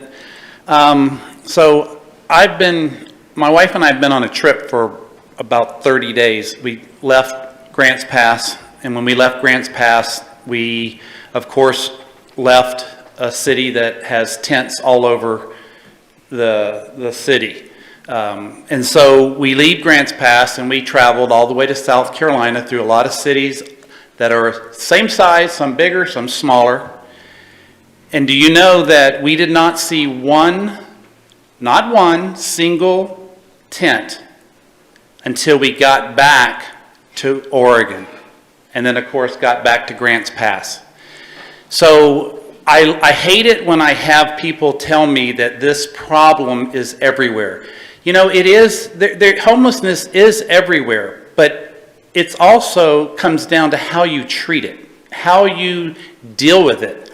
And evidently, the city of Grants Pass is lacking the know-how and the leadership in order to deal with that. I mean, look how many city council meetings since, I'll just say the last 2 or 3 years, are consumed with this subject. Almost every day. I'm actually surprised because tonight, until David got up, nobody mentioned the word homelessness. It's always going to be at the top of my mind because I, like David, live across from a park. And we have to listen and hear the obscenities and I mean, it's disgusting. And that was not what I signed up for when we moved here in 2016. So somewhere along the line, the leadership of this city has failed the citizens dramatically. But I want you to know that come November, that's going to change. And it's going to change dramatically because we are going to put people in these positions to be able to do and make good decisions. One recommendation I would make to you, and I'm not sure if any of you have done this, but have you ever thought about calling other cities and talking to other city councilors or other mayors to see what they are doing? And I'm not talking about contacting, excuse me, Mayor, what was that funny looking gesture that you just gave to me? What was this? You're very immature. Do you understand that? Yes. Wrap it up, please. I am going to wrap it up. We're going to wrap it up in November, and we're going to run your asses out of this town. All right, Sandy Rourke and then Helen Cruz, and I'm going to remind people to not be disruptive or we will have you removed from the meeting.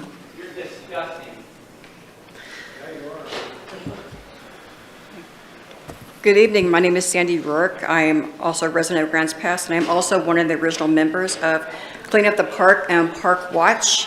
And you've probably seen these flyers all around town. Hopefully you have, because we're hosting our very first Kids Day in the park. Several of us in our group, including myself, has taken money out of our own wallets to pay for this event to happen on June 29th in Riverside Park in Upper Gazebo from 1 to 5 p.m. None of us are financially secure. Many of us, including myself, are barely making it month to month financially. We were not given any huge $1 million donations like you can. But anyway, some people keep forgetting that the children living here in Grants Pass will be the ones who's making all the decisions in this town within the next 20, 30 years. And this, of course, is if there is a town left, that the town doesn't turn into more of a Skid Row or actually turn completely into a ghost town. These children are now watching you. You have taken away their freedom of safety in the park. You have taken away their safety of being able to ride their bikes through the town. You have taken away the security to walk to and from school. And as these children and young adults are watching, they have heard you say numerous times you cannot do anything because your hands are tied. But I want to ask you, what about Boat Neck? What about Porch Fest? Your hands were obviously not tied either for those events. So it has come to mine and several others' attention that something can be done when it fits your agenda. You all know Park Watch and Clean Up the Park is having our first annual Kids Day in the Park, Riverside Park, in the gazebo from upper gazebo 1 to 5 p.m. We are expecting at least 100 people, or 100 children actually, and their families to come. And are you okay with the children seeing several people camping out in their cars and in and around the park?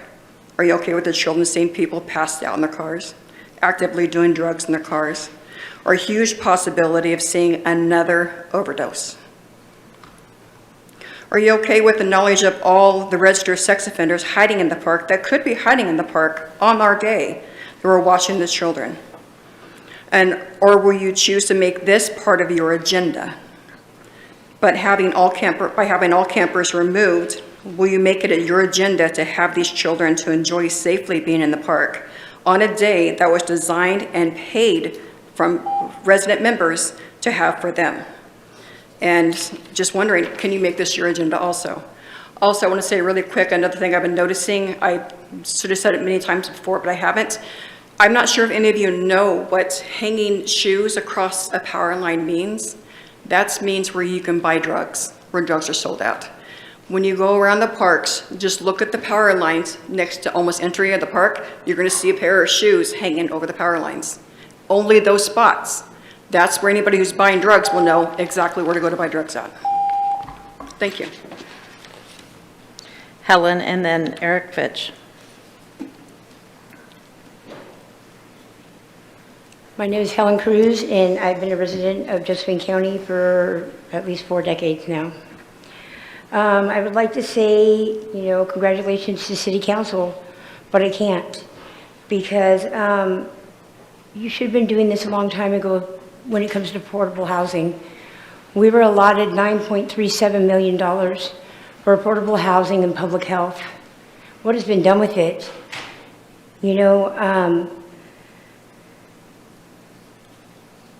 It blows my mind to know that all this money that we've been allotted and you guys are just now doing something with it. I don't understand. The chaos and the animosity that's been caused between the community and the homeless is not okay. This could have been avoided. It's almost like you're putting people against each other because of housing. And you guys had the means to change this a long time ago. I don't understand why nothing has been done until now. I realize that the Supreme Court, the ruling's going to come down in less than 2 days. And, whether it goes for you guys or the homeless, ultimately, what needs to happen? We all need to bridge the gap here and bring people together. Quit pitting them against each other. You guys had the means to do something a long time ago.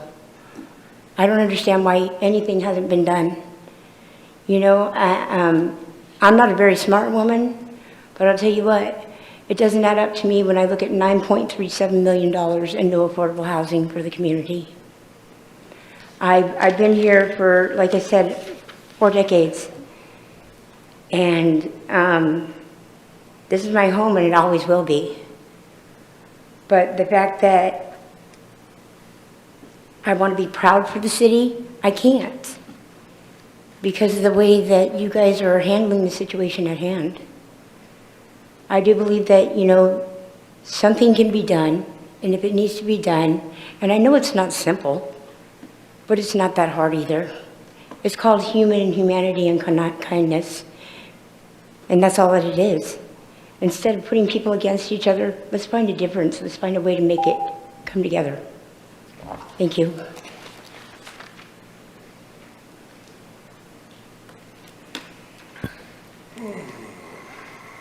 Mr. Fitch, return resident. You've heard it over and over again, lack of accountability. You do lack accountability. You play this game of unaccountability, of throwing charges against you as not being valid. We come to you right to your offices. We come to you with emails and you ignore them. That's why you are now at $15.5 million with this tort claim and will continue to grow. Eventually, you will cease and desist. Have a great day. All right, that wraps it up for public comment tonight. Oh, I'm sorry, Bill, I thought you had already spoken. Go ahead. Okay, I thought your comment here was already about... Well, I'll give you a good story. I won't even complain. Most of you know what I've done for a living for the last 50 years is provide low-income housing. Jasmine Park, which is on Anderson Street, 20-year renewal and a loan came up. The big banks, of course, financed it originally because of tax credits, because of low-income housing. They came back at the 20-year renewal with a 16.9% interest rate. That project is occupied by an average age of 83 years of age. Most of them senior widows who have all lived here all their life. Evergreen Bank stepped to the plate, renewed the loan for me and Valerie at 6.25%. We're able to continue to provide that housing for the same price we've been able to provide it for the last 20 years. So Evergreen Bank needs a kudo. Thank you. Thank you. All right, that wraps up public comment tonight on a happier note. Did anybody from council want to respond tonight? DJ and then Vanessa? Sure. I'm going to take those that came and talked to the skate park as kind of a representative voice of the skating community. I think it would be appropriate to have a scheduled meeting where some staff and maybe some council go out and look with a holistic understanding of the scope of work. I personally would like to be there at sort of a structured meeting so we can go look over it. I happen to know a thing or two about construction and concrete. If anybody else would be into that, I think we should get it on the books. Vanessa? I did want to make one clarification. There was a statement that none of the ARPA money was used for housing, and I did want to correct the record that over half of the ARPA allocation that we received was used for housing endeavors. Over $3 million of that was for affordable housing. And I also did go back to the skate park contract, and I did want to ask Brad if there was recourse in a hypothetical situation, if we did bid work and it was unsatisfactory. It looks like the contract really is only that we could withhold payment, but in the event a payment is made and it's found to be unsatisfactory, what recourse does the city have for a situation like that? Yeah, it does depend on, the contract. So we would obviously do that. No, I mean, there's still outstanding payments. We have not received any, requests for those invoices. So there's still that opportunity. We certainly appreciate all the feedback. Should we have gone out and caught to the users first? I think in hindsight, yes. But I think there is still opportunity. I'm sorry, I don't have the contract right in front of me to tell you exactly what that provision is, but there is that opportunity. Dwayne?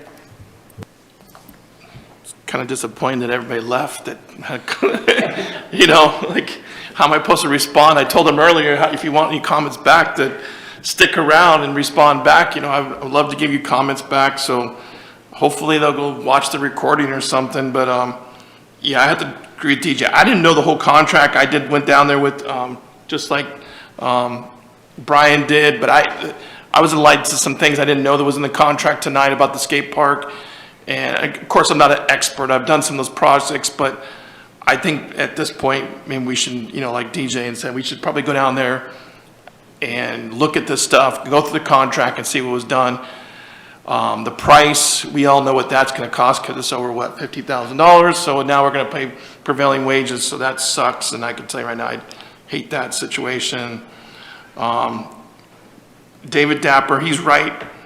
They're parking across the street, and this has been a problem for a long time. You know, the nonprofits are supposed to be following the rules, and I would agree they're not following the rules because I've seen them parking across the street in a no parking zone. So, you know, David could be his own worst enemy, but he does have some legitimate things that he's talking about, and he does live there. So I do feel for him and his wife because I spent, you know, a couple weeks down there before Botnick, and it was horrible. It was horrible. So there's not much we can do at this point, but it definitely needs to be addressed here soon. And obviously the Botnick, like every year the Active Club rents it out. Sandy should know that. We've talked about that before. They own the park during those times, and it's theirs. And they own the park. They rented it out. And I don't think we rented out the other park north of town. I think they just left. I believe that's correct. I don't know, but I think they just left on their own. Helen, she needs to get her facts straight. We've done a lot of things, I think, here in the last few years. And I've seen her on social media bad-mouthing us about things we've done. And I can say that, you know, I don't always agree with everybody up here, but I think we've done a lot of things towards housing. And if you look at the numbers, the housing numbers today are less than they were 2 years, 3 years ago in this community. Look at the stats. The point in time count is down. So to say that we've never done anything, I think there's a lot of people in this community, maybe not me personally, but there's a lot of people in this community that have done a lot of stuff for homelessness in this town. And so to just blanket that this council or the city has not done nothing, I think is not fair.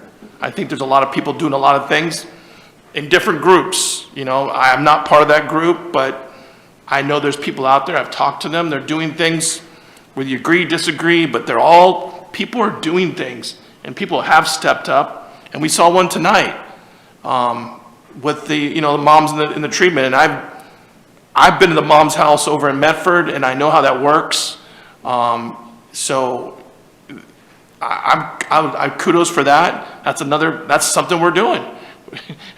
We're helping them move into some housing for people that are pregnant. So again, we're doing something. They're just small groups here and there. They're small houses. You know, we got the mission. They're got a project. They're going to do some stuff. So I just really think it's unfair to say we're not doing anything. And we're not going to cure homelessness. It's been around forever. But I think we've been doing, you know, steps here and there. And I just don't think it's fair because I think there's people that meet here in this building here, well, once a month or twice a month on this subject that come together. They're the experts in this field. And I agree with Bill Evergreen, and has stepped up a lot in this community for a lot of things, schools, things. We have good banks. We have good people. We have people that care. I was in a meeting today with some people, and I think people do care if you push the politics to the side about certain areas. You know, maybe we don't agree who the president should be, but I think we want better things for our community. I think we want people to have a place to live. Now, we might not agree how you get there, but I think we do agree on a safe community. I think we agree that, you know, someone that's working hard should have housing. You know, someone that's, you know, trying to do things should be able to get those things. We could debate on the other people, but I think people that are trying hard to do things, we should give them opportunities to better their life. So that's just where I stand. Thank you. I agree, Dwayne. I think we had two examples just first thing in this meeting where we had both the pregnancy home and the home builders project that are, taking steps towards providing housing solutions for people. And there's been many more examples over the years. I'm not going to go into depth on the homeless issue, but I do just want to reiterate because somebody said that, kind of the people just keep implying, even though these same two gentlemen have been at this meeting many, many times now, but they seem to think that we could do something different. And I just want to reiterate, the Supreme Court lawsuit is with the city of Grants Pass, Oregon. We are the one city in the whole country that has had to deal with this injunction that requires us to allow people to sleep in every single one of our city parks except for Reinhardt. And so that is not a decision that this council has made to allow people to sleep in every park. That is a federal court order that we've had for 4 years now. And we've been complying with it, and we are now hours or days away from a decision that may change our course or maybe not. We'll see. We will have to still comply with state laws moving forward, no matter what the Supreme Court decides, and we'll make some decisions and go from there. But, there just seems to be this lack of recognition that we understand neighbors are unhappy with this situation, and we're unhappy with this situation, but we are dealing with a federal court order that only applies to our city here in Grants Pass, Oregon. So to compare us to what any other city is doing right now is really not fair. And I don't see any more hands. How about email update? There were none. Thank you. Not a single email. You want to just clarify what emails you talk about? Because we got lots of emails. Actually, the only emails we really have is between staff and council. We haven't received any others. To the mayor council To the email mayor address? council emails. You may get them individually, but going to mayor council as a group, we have not received any in quite some time. That sounds like somebody needs to check that spam filter, I think, but that seems suspicious, but I don't know. I do get emails. I don't usually pay attention to whether they're mayor, council, or just to me directly. It's slowed down a little recently, but anyway. Okay, let's bump back to Tourism Advisory Committee. So for this one, we had 4 positions. We had 7 applicants. You all have turned in your yellow sheets, and what we have is 8 nods for Doug Bradley, Sue Densmore, and Susan Slocum, and then 7 for Constance Pelea. But then 1, and this looks like Rob Pell had put Carter Lewens instead of Constance. Oh, no, it's Rick. Okay, Rick is saying it's him. Y'all make your signatures so hard to read. So that's where you're at. Any discussion? Motion? DJ? I move to appoint as recommended. Okay, so the ones that were recommended are Doug Bradley, Sue Densmore, Constance Pelea, and Susan Slocum. Is there a second? Seconded by Brian. Any discussion on this? All right, DJ, you made the motion. How do you vote? Yes. Dwayne? Yes. Joel? Yes. Valerie? Yes. Rob? Yes. Brian? Yes. Vanessa? Yes. Rick? Yes. Did I make it all the way around? All right. 8-0.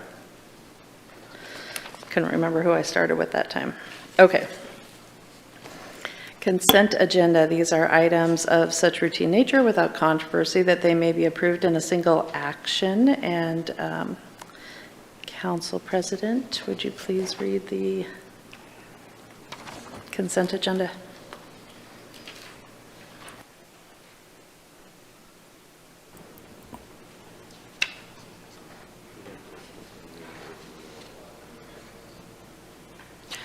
Item B, motion approving the minutes of the City Council meeting of June 5th, 2024. Item C, motion acknowledging the minutes of the Urban Tree Advisory Committee meeting April 8th, 2024. Item D, motion acknowledging the minutes of the Tourism Advisory Committee meeting of May 7th, 2024. Motion acknowledging the minutes of the Committee on Public Art meeting of May 14th, 2024. Motion acknowledging the minutes of the Committee on Public Art special meeting of March 18th, 2024. Item G, motion acknowledging the minutes of the Bikeways and Walkways Committee meeting of March 12th, 2024. Item H, motion acknowledging the minutes of the Urban Area Planning Commission meeting of May 22nd, 2024. And with that, I make a motion to approve. Seconded by Valerie. We don't discuss the consent agenda, so Vanessa, how do you vote? Yes. Rick? Yes. DJ? Yes. Joel? Yes. Is Dwayne still sitting there? Okay. Valerie? Yes. Rob? Yes. Brian? Yes. Okay, motion passes 7-0. Looks like Dwayne stepped away for a minute. Okay, now we need a motion to adjourn the council meeting and convene the Urban Renewal Agency. Valerie? I make a motion to adjourn the city council meeting and convene the Urban Renewal Agency meeting. Seconded by Vanessa. All in favor, say aye. Aye. Any opposed? Okay. We will now open the public hearing regarding the Grants Pass Urban Renewal Agency's budget for fiscal year 25.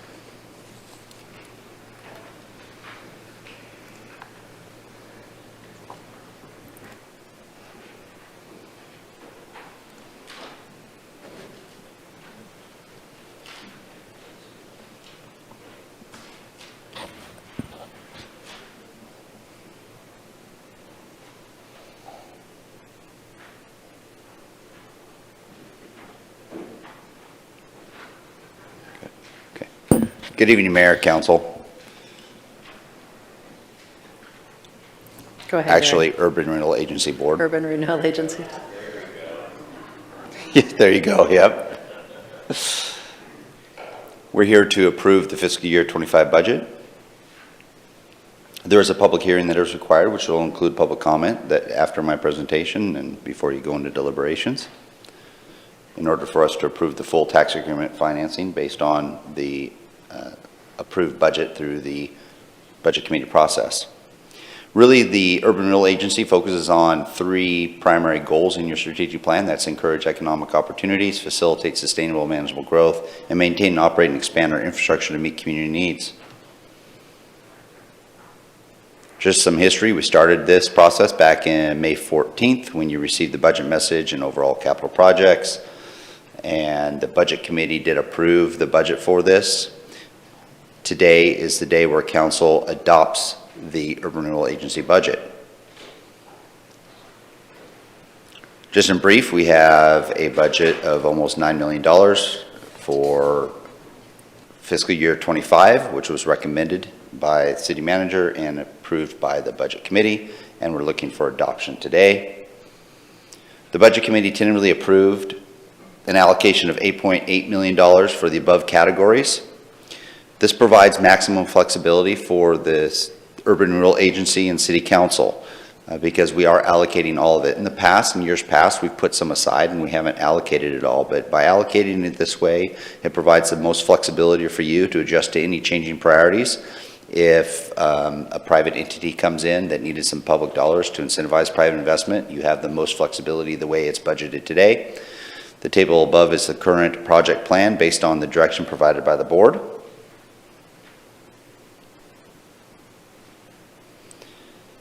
The Grants Pass Urban Renewal Agency will be an effective tool for economic development, the removal of blight, creating economic opportunities and jobs, bringing state resources and money to Grants Pass, accomplishing council and community goals, and helping pay a portion of our debt for the water and wastewater plants. You have actually two actions today. The first is the one that's requiring a public comment, and through this process where we're also asking for you to approve a motion. The motion would approve a resolution to adopt the fiscal year 25 budget. Later on in the council meeting, you have a consent calendar item where we're also asking you to do the second portion of closing this out to for the Urban Renewal Agency. With that, I open it up to any questions. Thanks, Aaron. Urban Renewal Agency Board, do you have any questions? Brian and then Rick? Yeah, Aaron, could you go back to the slide that has the allocations? So in years past, haven't we just kind of kept all of the resources in the one line for maximum flexibility? And it looks like here we're not doing that this time around, is that right?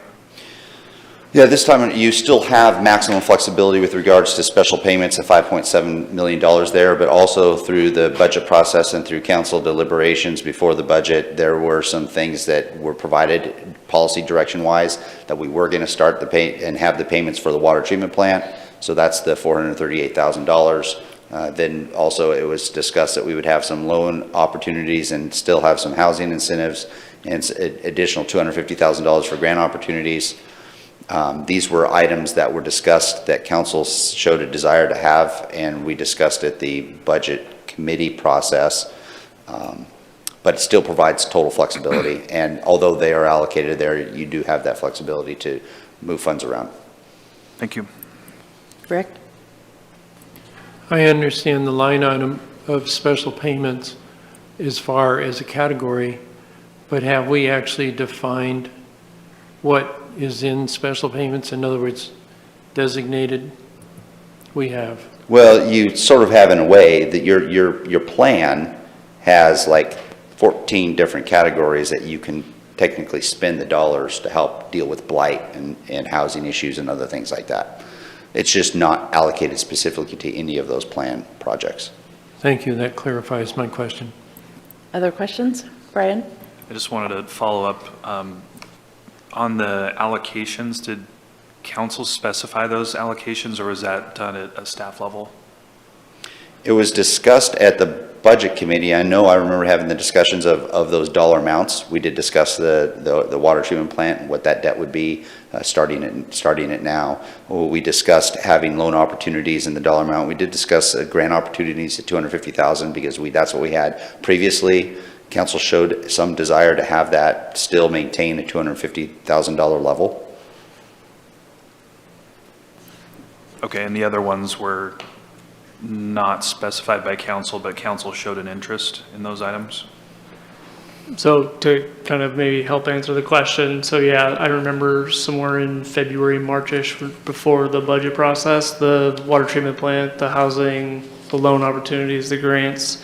Obviously on this table 2, you have some grant carryovers, so we have issued people the award of the grant. They just haven't been reimbursed yet. So that's kind of our current obligation for the next year. The special payments is a transfer back to the city for city projects. This was, again, kind of in that vein of the direction that council gave city staff to provide the maximum flexibility if something did come along, that you had those funds available to contribute to the city for a project of the 17 projects up to those dollar amounts. Okay, thank you for that clarification. Valerie? And going along with it, that's about the time we also decided that we were going to bring in the person to do and have that meeting about trying to find some focus, or shortly after, therefore, knowing that we hadn't focused enough and maybe we wanted to do that moving forward. Am I correct? Yeah, the workshop that we have scheduled with Elaine Howard, that scheduling did take place quite a few months after the February workshop on the urban renewal, but linked. Any other questions? Not right now? All right. Well, this is a public hearing, so is there anyone from the public who wanted to speak on this item? Nope. All right, we'll close the public comment and turn it back to council for your consideration. Valerie? I move to approve the resolution to adopt the fiscal year 2025 budget, make appropriations, and authorize the full amount of tax incremental collections. Seconded by Rick. Any discussion? Nope. All right, Valerie, you made the motion to approve the budget. How do you vote? Yes. Rob? Yes. Brian? No. Vanessa? Yes. Rick? Yes. DJ? Yes. Dwayne? Yes. Joel? Yes. Motion passes 7-1. And next up, we're considering a resolution that would award a home bridging grant.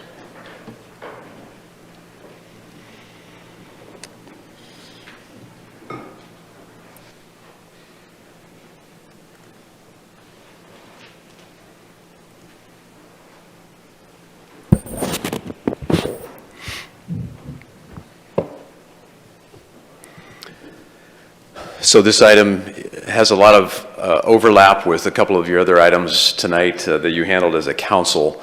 You're reviewing this item under your URA board hats because the request is specific to the URA board. So the Home Bridging GP has a request for $749,000. This is the property at 235 Northwest Scenic, which we're happy to spend as much time on as you want tonight, but I'll probably brief pretty quickly through it because just a couple of months ago you approved a grant for the same project. Mark earlier went through some of this background, so I won't rehash that except for the bottom bullet, which city manager sent that memo 23-2024 to council May 23rd. That had a possible scenario for how the funding for this Scenic Drive Cottage project could potentially be shifted from ARPA to urban renewal. So just a quick reminder, the project that we're talking about is north of I-5. This entire area, not just the property that is the subject of this application, but also, you know, the 100+ acres that is north of that is actually in our sewer master plan, is actually outside of the current service area. So one of the benefits would be that it would bring in, you know, that area north of I-5 to add it into what would be considered our official sewer service area, which our master plan currently doesn't show. So the proposed project, and again, this is the one that you approved as council under ARPA money, would bring water and sewer across I-5 and then extend that upwards towards the project and then stub out on the north end so that it could be utilized for other projects in the future. This captures their latest plan, their concept for the 22 units, affordable, owner-occupied. So in terms of the shift from the ARPA to the urban renewal, next couple slides just kind of summarize that. So there are two goals in the urban renewal plan that are particularly relevant here. Goal 3 is the redevelopment development goal, which Objective 4 states to redevelop or remove underdeveloped and or blighted properties in the urban renewal agency area. And then Goal 5 is housing assistance, which is Objective 1, work with property owners, developers, and or nonprofit organizations to promote development and redevelopment of properties within the URA.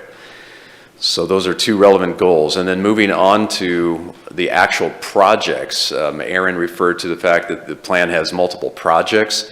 Number 13, the project is called underdeveloped land. A part of that wording says that the agency could participate in planning, developing, and installing of public infrastructure to improve these areas. That's just a snippet that's been in there since 2016 when this was added in. Basically the agency, you know, has the authority to choose and select where within the boundaries of the urban renewal area you want to participate in extending infrastructure. The plan designated $6 million over the 30-year life of the plan to the underdeveloped land project. $48,635 has been spent to date, and that was for the road cleaner project. That leaves about $5.9 million over the course of the plan in that category. So funds would be used to install public infrastructure needed for the project. As I mentioned earlier, the diameter of the sewer and the water mains that would be extended up through this project would open up additional property. The estimate would be about 120 acres. So this, Aaron showed you just a minute ago, this is within the 2025 urban renewal budget document. This is essentially the project list. And as you can see, in terms of capital projects, there's only one, and that's the Spalding wastewater infrastructure upgrade. We just finished talking about the other categories there. So clearly, this grant that you have in front of you tonight is not listed. We didn't know about it. That's a little bit of the nature of how these things work with development, with opportunities. It doesn't mean that you can't have the opportunity to shift those funds around. And here's a little focused in look at the adopted budget, the FY25 budget. What I have highlighted here in the red is under the contractual professional services line. So the budget that you just adopted, there's $2.4 million for FY25 under contractual and professional services. There's also that special payment out of $6.4 million. So there's spending capacity for the requested grant tonight of the $749,000 that is there. So if needed, a budget adjustment could be made for special payments to contractual services. If you need more of that $2.4 million at another time, at this point we're not anticipating that. That 2.4 would have the the capacity to handle the grant.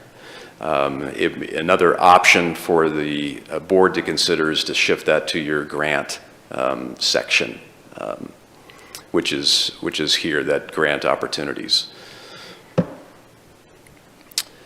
So cost implications, we talked about the URA has $6.2 million approximately in a current cash balance.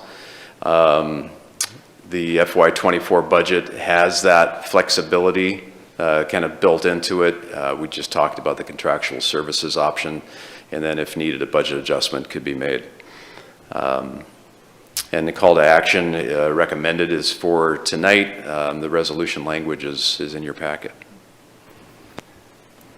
Thanks, Brad. Do you have any questions? Go ahead, Dwayne.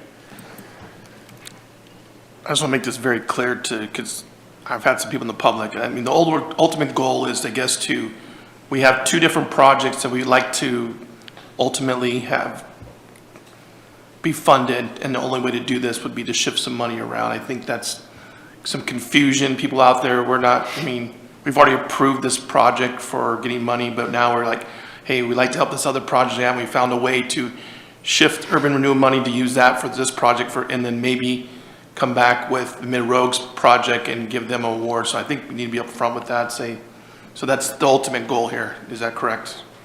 That is correct. There is no item on your agenda tonight for Mid-Rogue because there would have to be another public RFP process in order to do that. So we did not do, but the Urban Renewal Agency does not have, you have the authority to make these kind of decisions. So that's why this project did not have a separate distinct RFP for the Urban Renewal Agency because it had already gone through that. So you're right, that is the ultimate goal. Are there any council questions? Brian? When this project's done, are each of the dwellings going to be on their own tax lot, or is it going to remain as one large tax lot? I'll let the applicant, but I think, okay. Yeah, the cottage projects, typically they have their own separate individual tax lots. Okay, thank you. Yeah. All right. Hang on just a minute, Chad, it's not quite time yet. Council, do you have any further questions? No. Okay. Now, if there's anyone from the audience who'd like to speak, please come up to the mic. I just want to ask Bradley, I have a little understanding of the Urban Renewal Agency, and so those tax lots then would be, those tax dollars would go back into the Urban Renewal Fund because they're in the Urban Renewal District. So it's a win. It'll self-perpetuate. It'll create revenue. Does that make sense? Right. So that's a That's a big deal. So that number will come down, but it'll go back up for 20 years or however long that is. So I just wanted to, I just want to let you guys know, I'm here on good faith. I don't understand the rules of URA or urban, so I understand ARPA. I know how to navigate that moving forward. And so I want to understand before I sign anything, what are your expectations? What's the rules of this money? Travis was told he was getting a racetrack or a casino, and he didn't get one from the governor. So I don't trust anybody until I get a piece of paper I can sign. Because I need to understand what we're playing here, because I don't have to do this. I'm doing this on good faith and I'm really proud of Bradley's team, Mark, being creative and going, hey, housing is the #1 priority, and let's figure out how to do it. That's really cool. I'm thankful for that. And I want to be a team player 100%, but I want to make sure I know the score that I'm playing. Right? I already know the ARPA, so somebody explain to me on paper what your expectations are with this money, and I'm all for it. Is that cool? All right, thank you. I mean, at this time, it's really just public comments. It's kind of one-way conversation for a moment here. But I think we can probably have the council This is all about me, so let's figure it out. take up your question when you're the last man standing here. Okay, DJ. It's rather quite simple. We have money to invest in housing, so we invest it in housing as a grant.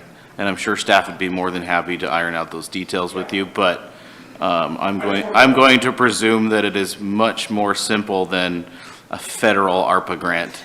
Yes, so at least let's start there. It's going to be a simple process.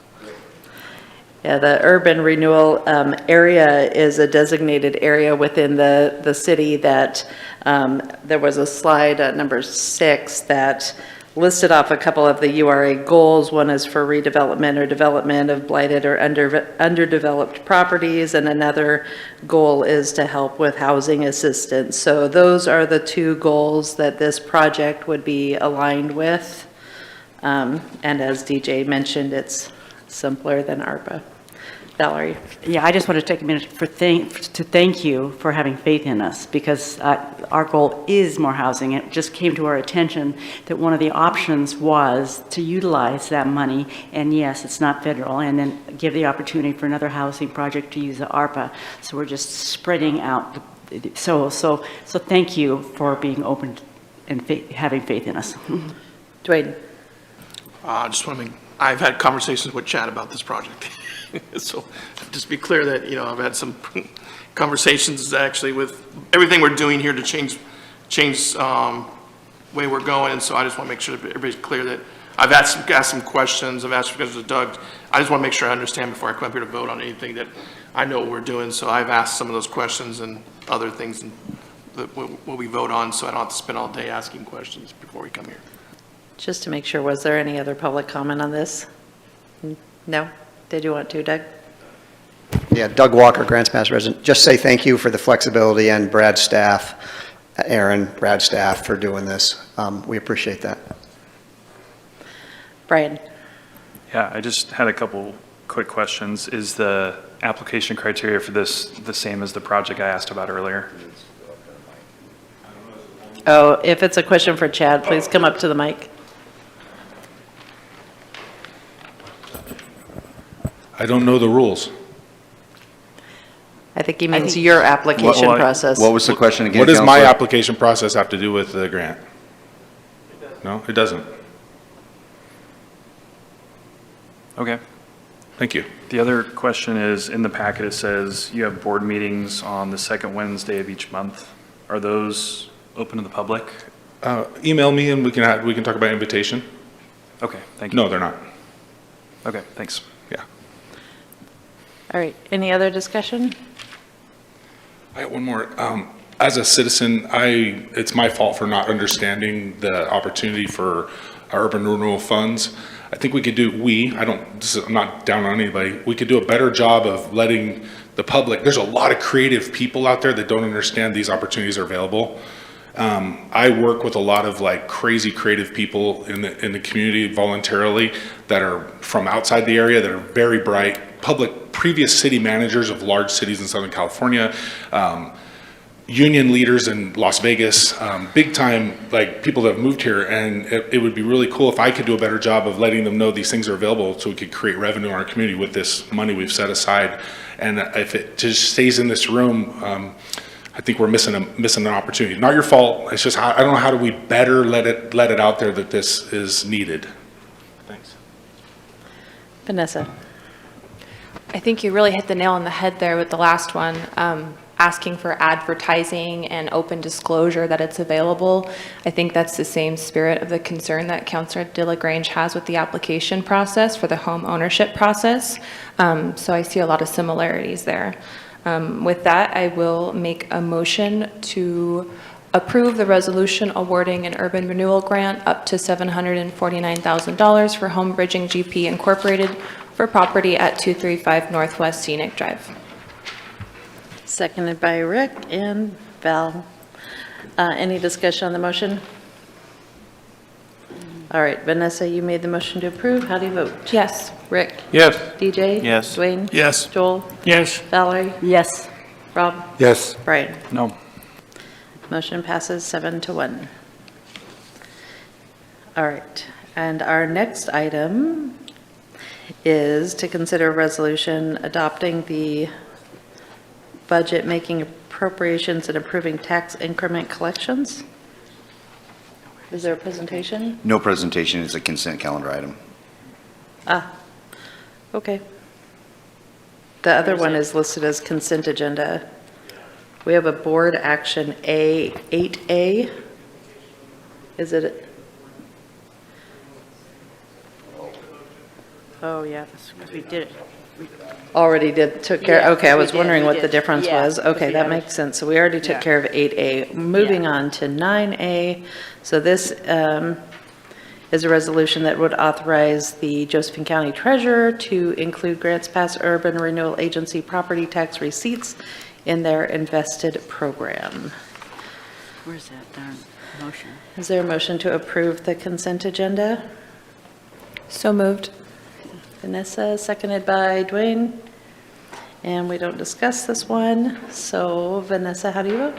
Yes. Rick? Yes. Dwayne? Yes. Joel? Yes. Valerie? Yes. Rob? Yes. Brian? Yes. Motion passes 7-0. Next up, we need a motion to adjourn the URA back into the city council meeting. I will Valid. move to adjourn the Urban Renewal Agency meeting and reconvene the city council meeting. Thank you. Seconded by Vanessa. All in favor of moving back into the council meeting, say aye. Aye. Any opposed? Okay, Warp Zone, we're back in the council meeting now, and we have council action item 11A. This one would be a resolution rescinding our previous resolution 237398, awarding the Home Bridging GP Inc. and American Rescue Plan Act grant of up to $800,000 for property at 2235 Northwest Scenic Drive. Is there a presentation, Mark? Okay. Thank you, Mayor, members of the City Council. This action will now bookend all the actions regarding affordable housing and public infrastructure. Again, this is a request to rescind Resolution 23-7398, and this was the previous award for under ARPA Round 2 to home bridging. In terms of the summary, again, this is a request to rescind the previous resolution in the amount of $800,000 to home bridging for property located at 235 Northwest Scenic Drive, and this relates to your council goals in terms of supporting infrastructure. I won't go too much into the background as we've cycled through not only the round 3, subsequently the URA has approved now the home bridging project for Scenic Drive, and really just again back to the council memo that was received on May 23rd, memo 23-2024, which referenced the shifting of the funds from home bridging for round 2. This essentially this action, if approved by council, will essentially we'll be able to, if release these funds from ARPA, we'll be able to release round 4 ARPA round in the amount of $800,000. So that's really kind of what the crux of this action by rescinding the previous award to home bridging. In terms of the call to action date is today, and the cost implications, the original 1.6 million was essentially awarded to 2 rounds of ARPA. Since this will rescind the second round, staff will simply go back to around 4 ARPA RFP in the amount of $800,000. These are their alternatives, and staff recommends obviously to approve the resolution, rescinding resolution 23-7398, awarding home bridging for a property grant up to $800,000 for the property located at 235 Northwest Scenic Drive. That concludes my presentation, and the sample motion is right behind you. Happy to answer any questions. Thanks, Mark. Council, do you have any questions? Nope. All right. Is there anyone from the public who wanted to speak on this? So you might wonder why it went from 800,000 to 749,000 from the ARPA to the URA. Because staff is confident that we will not have to use prevailing wages if we're under $750,000. So I wanted that to be on record. That has not been proven to me yet. I'm not saying they're wrong. I'm not saying they're lying. This has been done very fast, this whole process. So we're not, Justin and myself and our team, we're not convinced of that. We could be proven wrong, and if so, 749 is no problem. But if it proves not to be able to be, if that's not true, 750 is not the number, and it has to be prevailing wage, then we will need an additional 20% or the difference to cover that cost. I just want to go on record with that. Thank you for the extra info there. All right, anybody else from the public who wanted to speak on this issue? Okay, turn it back to council for discussion. Dwayne? I just want to reiterate that Helen here that accusing us of not doing anything for housing. We've been spending more time doing housing just now. And too bad she's not here to see us talk about housing. And I think that's what we're trying to do here is housing. So Helen, I wish you were here to listen to what we're doing. Brian? I move to approve the resolution rescinding resolution 23-7398, awarding Home Bridging GP Inc. an ARPA grant up to $800,000 for property at 235 Northwest Scenic Drive. Is there a second, Val? Any discussion on this? All right, Brian, you made the motion. How do you vote? Yes. Vanessa? Yes. Rick? Yes. DJ? Yes. Dwayne? Yes. Joel? Yes. Valerie? Yes. Rob? Yes. Motion passes 8-0. Matters from mayor, council, and staff.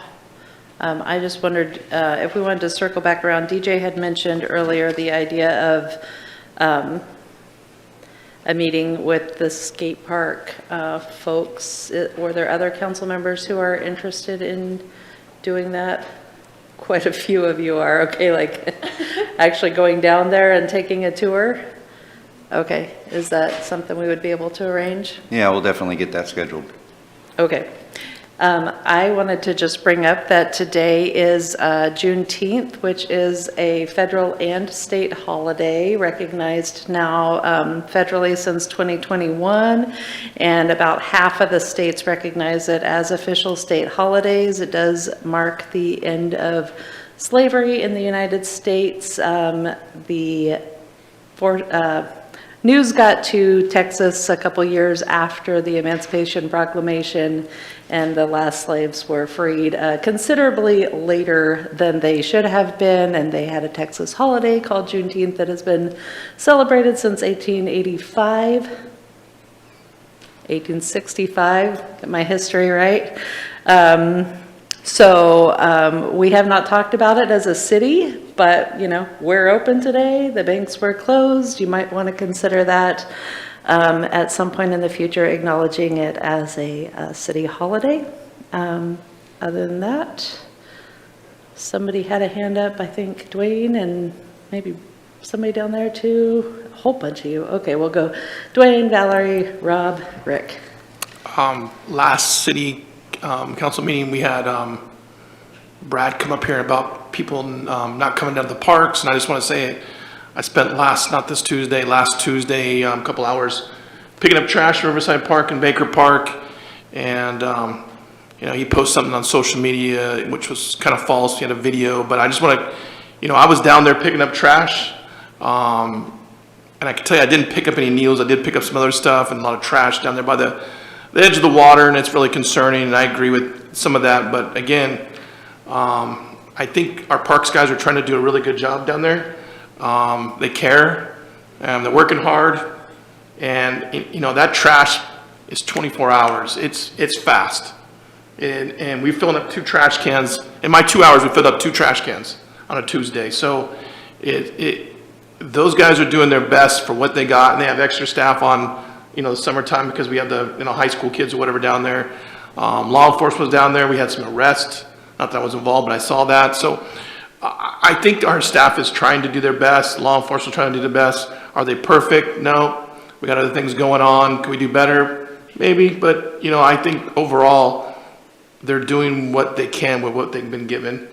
And if we had millions of dollars, we could hire more staff, but we don't have that. So we're trying our best. And I really want to thank the parks guys for picking up some of the stuff they pick up, because it's pretty disgusting. It really is. You know, I don't think some of those guys were hired to pick up feces, and that's what they have to do sometime, is pick up feces and tents and bags and all kinds of stuff, toilet paper. So, you know, if you see one of those guys, I think you should tell them, hey, we appreciate you, because they weren't hired to pick up feces, and it's disgusting. So, but I do want to thank all our people for working hard. Rick has a quick motion. Like to make a motion to extend the meeting past 9 o'clock. Seconded by Vanessa. All in favor of extending the meeting, say aye. Aye. Anyone opposed? We got one and a half votes over there opposed. Of all the things that we might want to consider changing with council procedures, that might be one. But okay, let's go back to Valerie was next. Okay, I'm just going to second what Dwayne said, because if you look at the reports, the police reports, and you see all of that is happening in our community and what our CRT team is out there doing and our police officers, I mean, it would be possible for them to do everything, and so we know that's the case, but boy, they're working hard. And we get a manager's report. I think we just got one for the month of May, probably, and it talks about the number this year of camp postings, and it is absolutely amazing, the number of postings and how much work they do out there. So that wasn't what I was going to say, but I want to make sure that I let those people and the parks people know how much we appreciate them. But I wanted to say on a positive note that this last Saturday, Porch Fest was absolutely wonderful. If you got a chance to go, the weather was wonderful. It was such a friendly neighborhood feel, and the Rotary raised $55,000 for youth services in our community. So that was real positive. Rob? Yeah, I just wanted to question something about Juneteenth. We did discuss it at one time, right? And I believe, was there an employee survey or something, Aaron? We talked about it at one time. The council that I was on did. So it wasn't like this is hasn't been considered. Well, I would say very briefly, yeah, we did have a request, and it was during a labor negotiation request from some staff, and I think council didn't have a very good understanding of what it was at that time because it was new. So it is a federally recognized holiday and recognized by the state as well, so you might want to consider it. Rick, did you have something besides the 9 o'clock motion for discussion? No? You had your hand up earlier, so I have you on the list. That was it. Okay, Brian. Yeah, I'll just keep it super brief. For the skate park meeting, I just wanted to ensure that there's going to be stakeholders there that use the park, that know the park, that know what they're talking about, because I don't think any of us use the park, and I don't know if any of you use the park. So let's get some people in the I've tried to use the park and I've failed and I don't do it anymore. So yeah. No, so that's all. Thanks. All right, any further council comments tonight? No? Okay, how about staff? I want to thank council for recognizing the excellent work that our CRT and parks have been been doing over the past 4 years. It's amazing. I toured the parks this week, and they are so clean. The campsites were well kept, but it was clean. It was nice. They were all looking good, and that is a team effort, leadership of the chief, leadership of council, in order to get those programs going, leadership of Bradley and his crew. Can't thank the parks enough and CRT enough for everything that they do. Also, just wanted to comment because it was an item of discussion today, which is public comment. The public comment is really designed as a one-way communication to let you know of topics, and it's not designed for two-way communication. The best way for individuals within the community to get that two-way communication and get informed information is to contact any of you personally, call, email, stop by, either staff or council. And then the emails, if you want a response, one of the best ways is to email mayor council. Either myself or council will be responding to you based on whether it's policy or if it's operations. And so that's an excellent way to get a dialogue going if you have questions with regards to policy or operation issues within the city. Anything else? Nope. Brian? Move to adjourn. Valerie, second it. All in favor of adjourning tonight, say aye. Aye. Any opposed? All right, we're adjourned. Until July?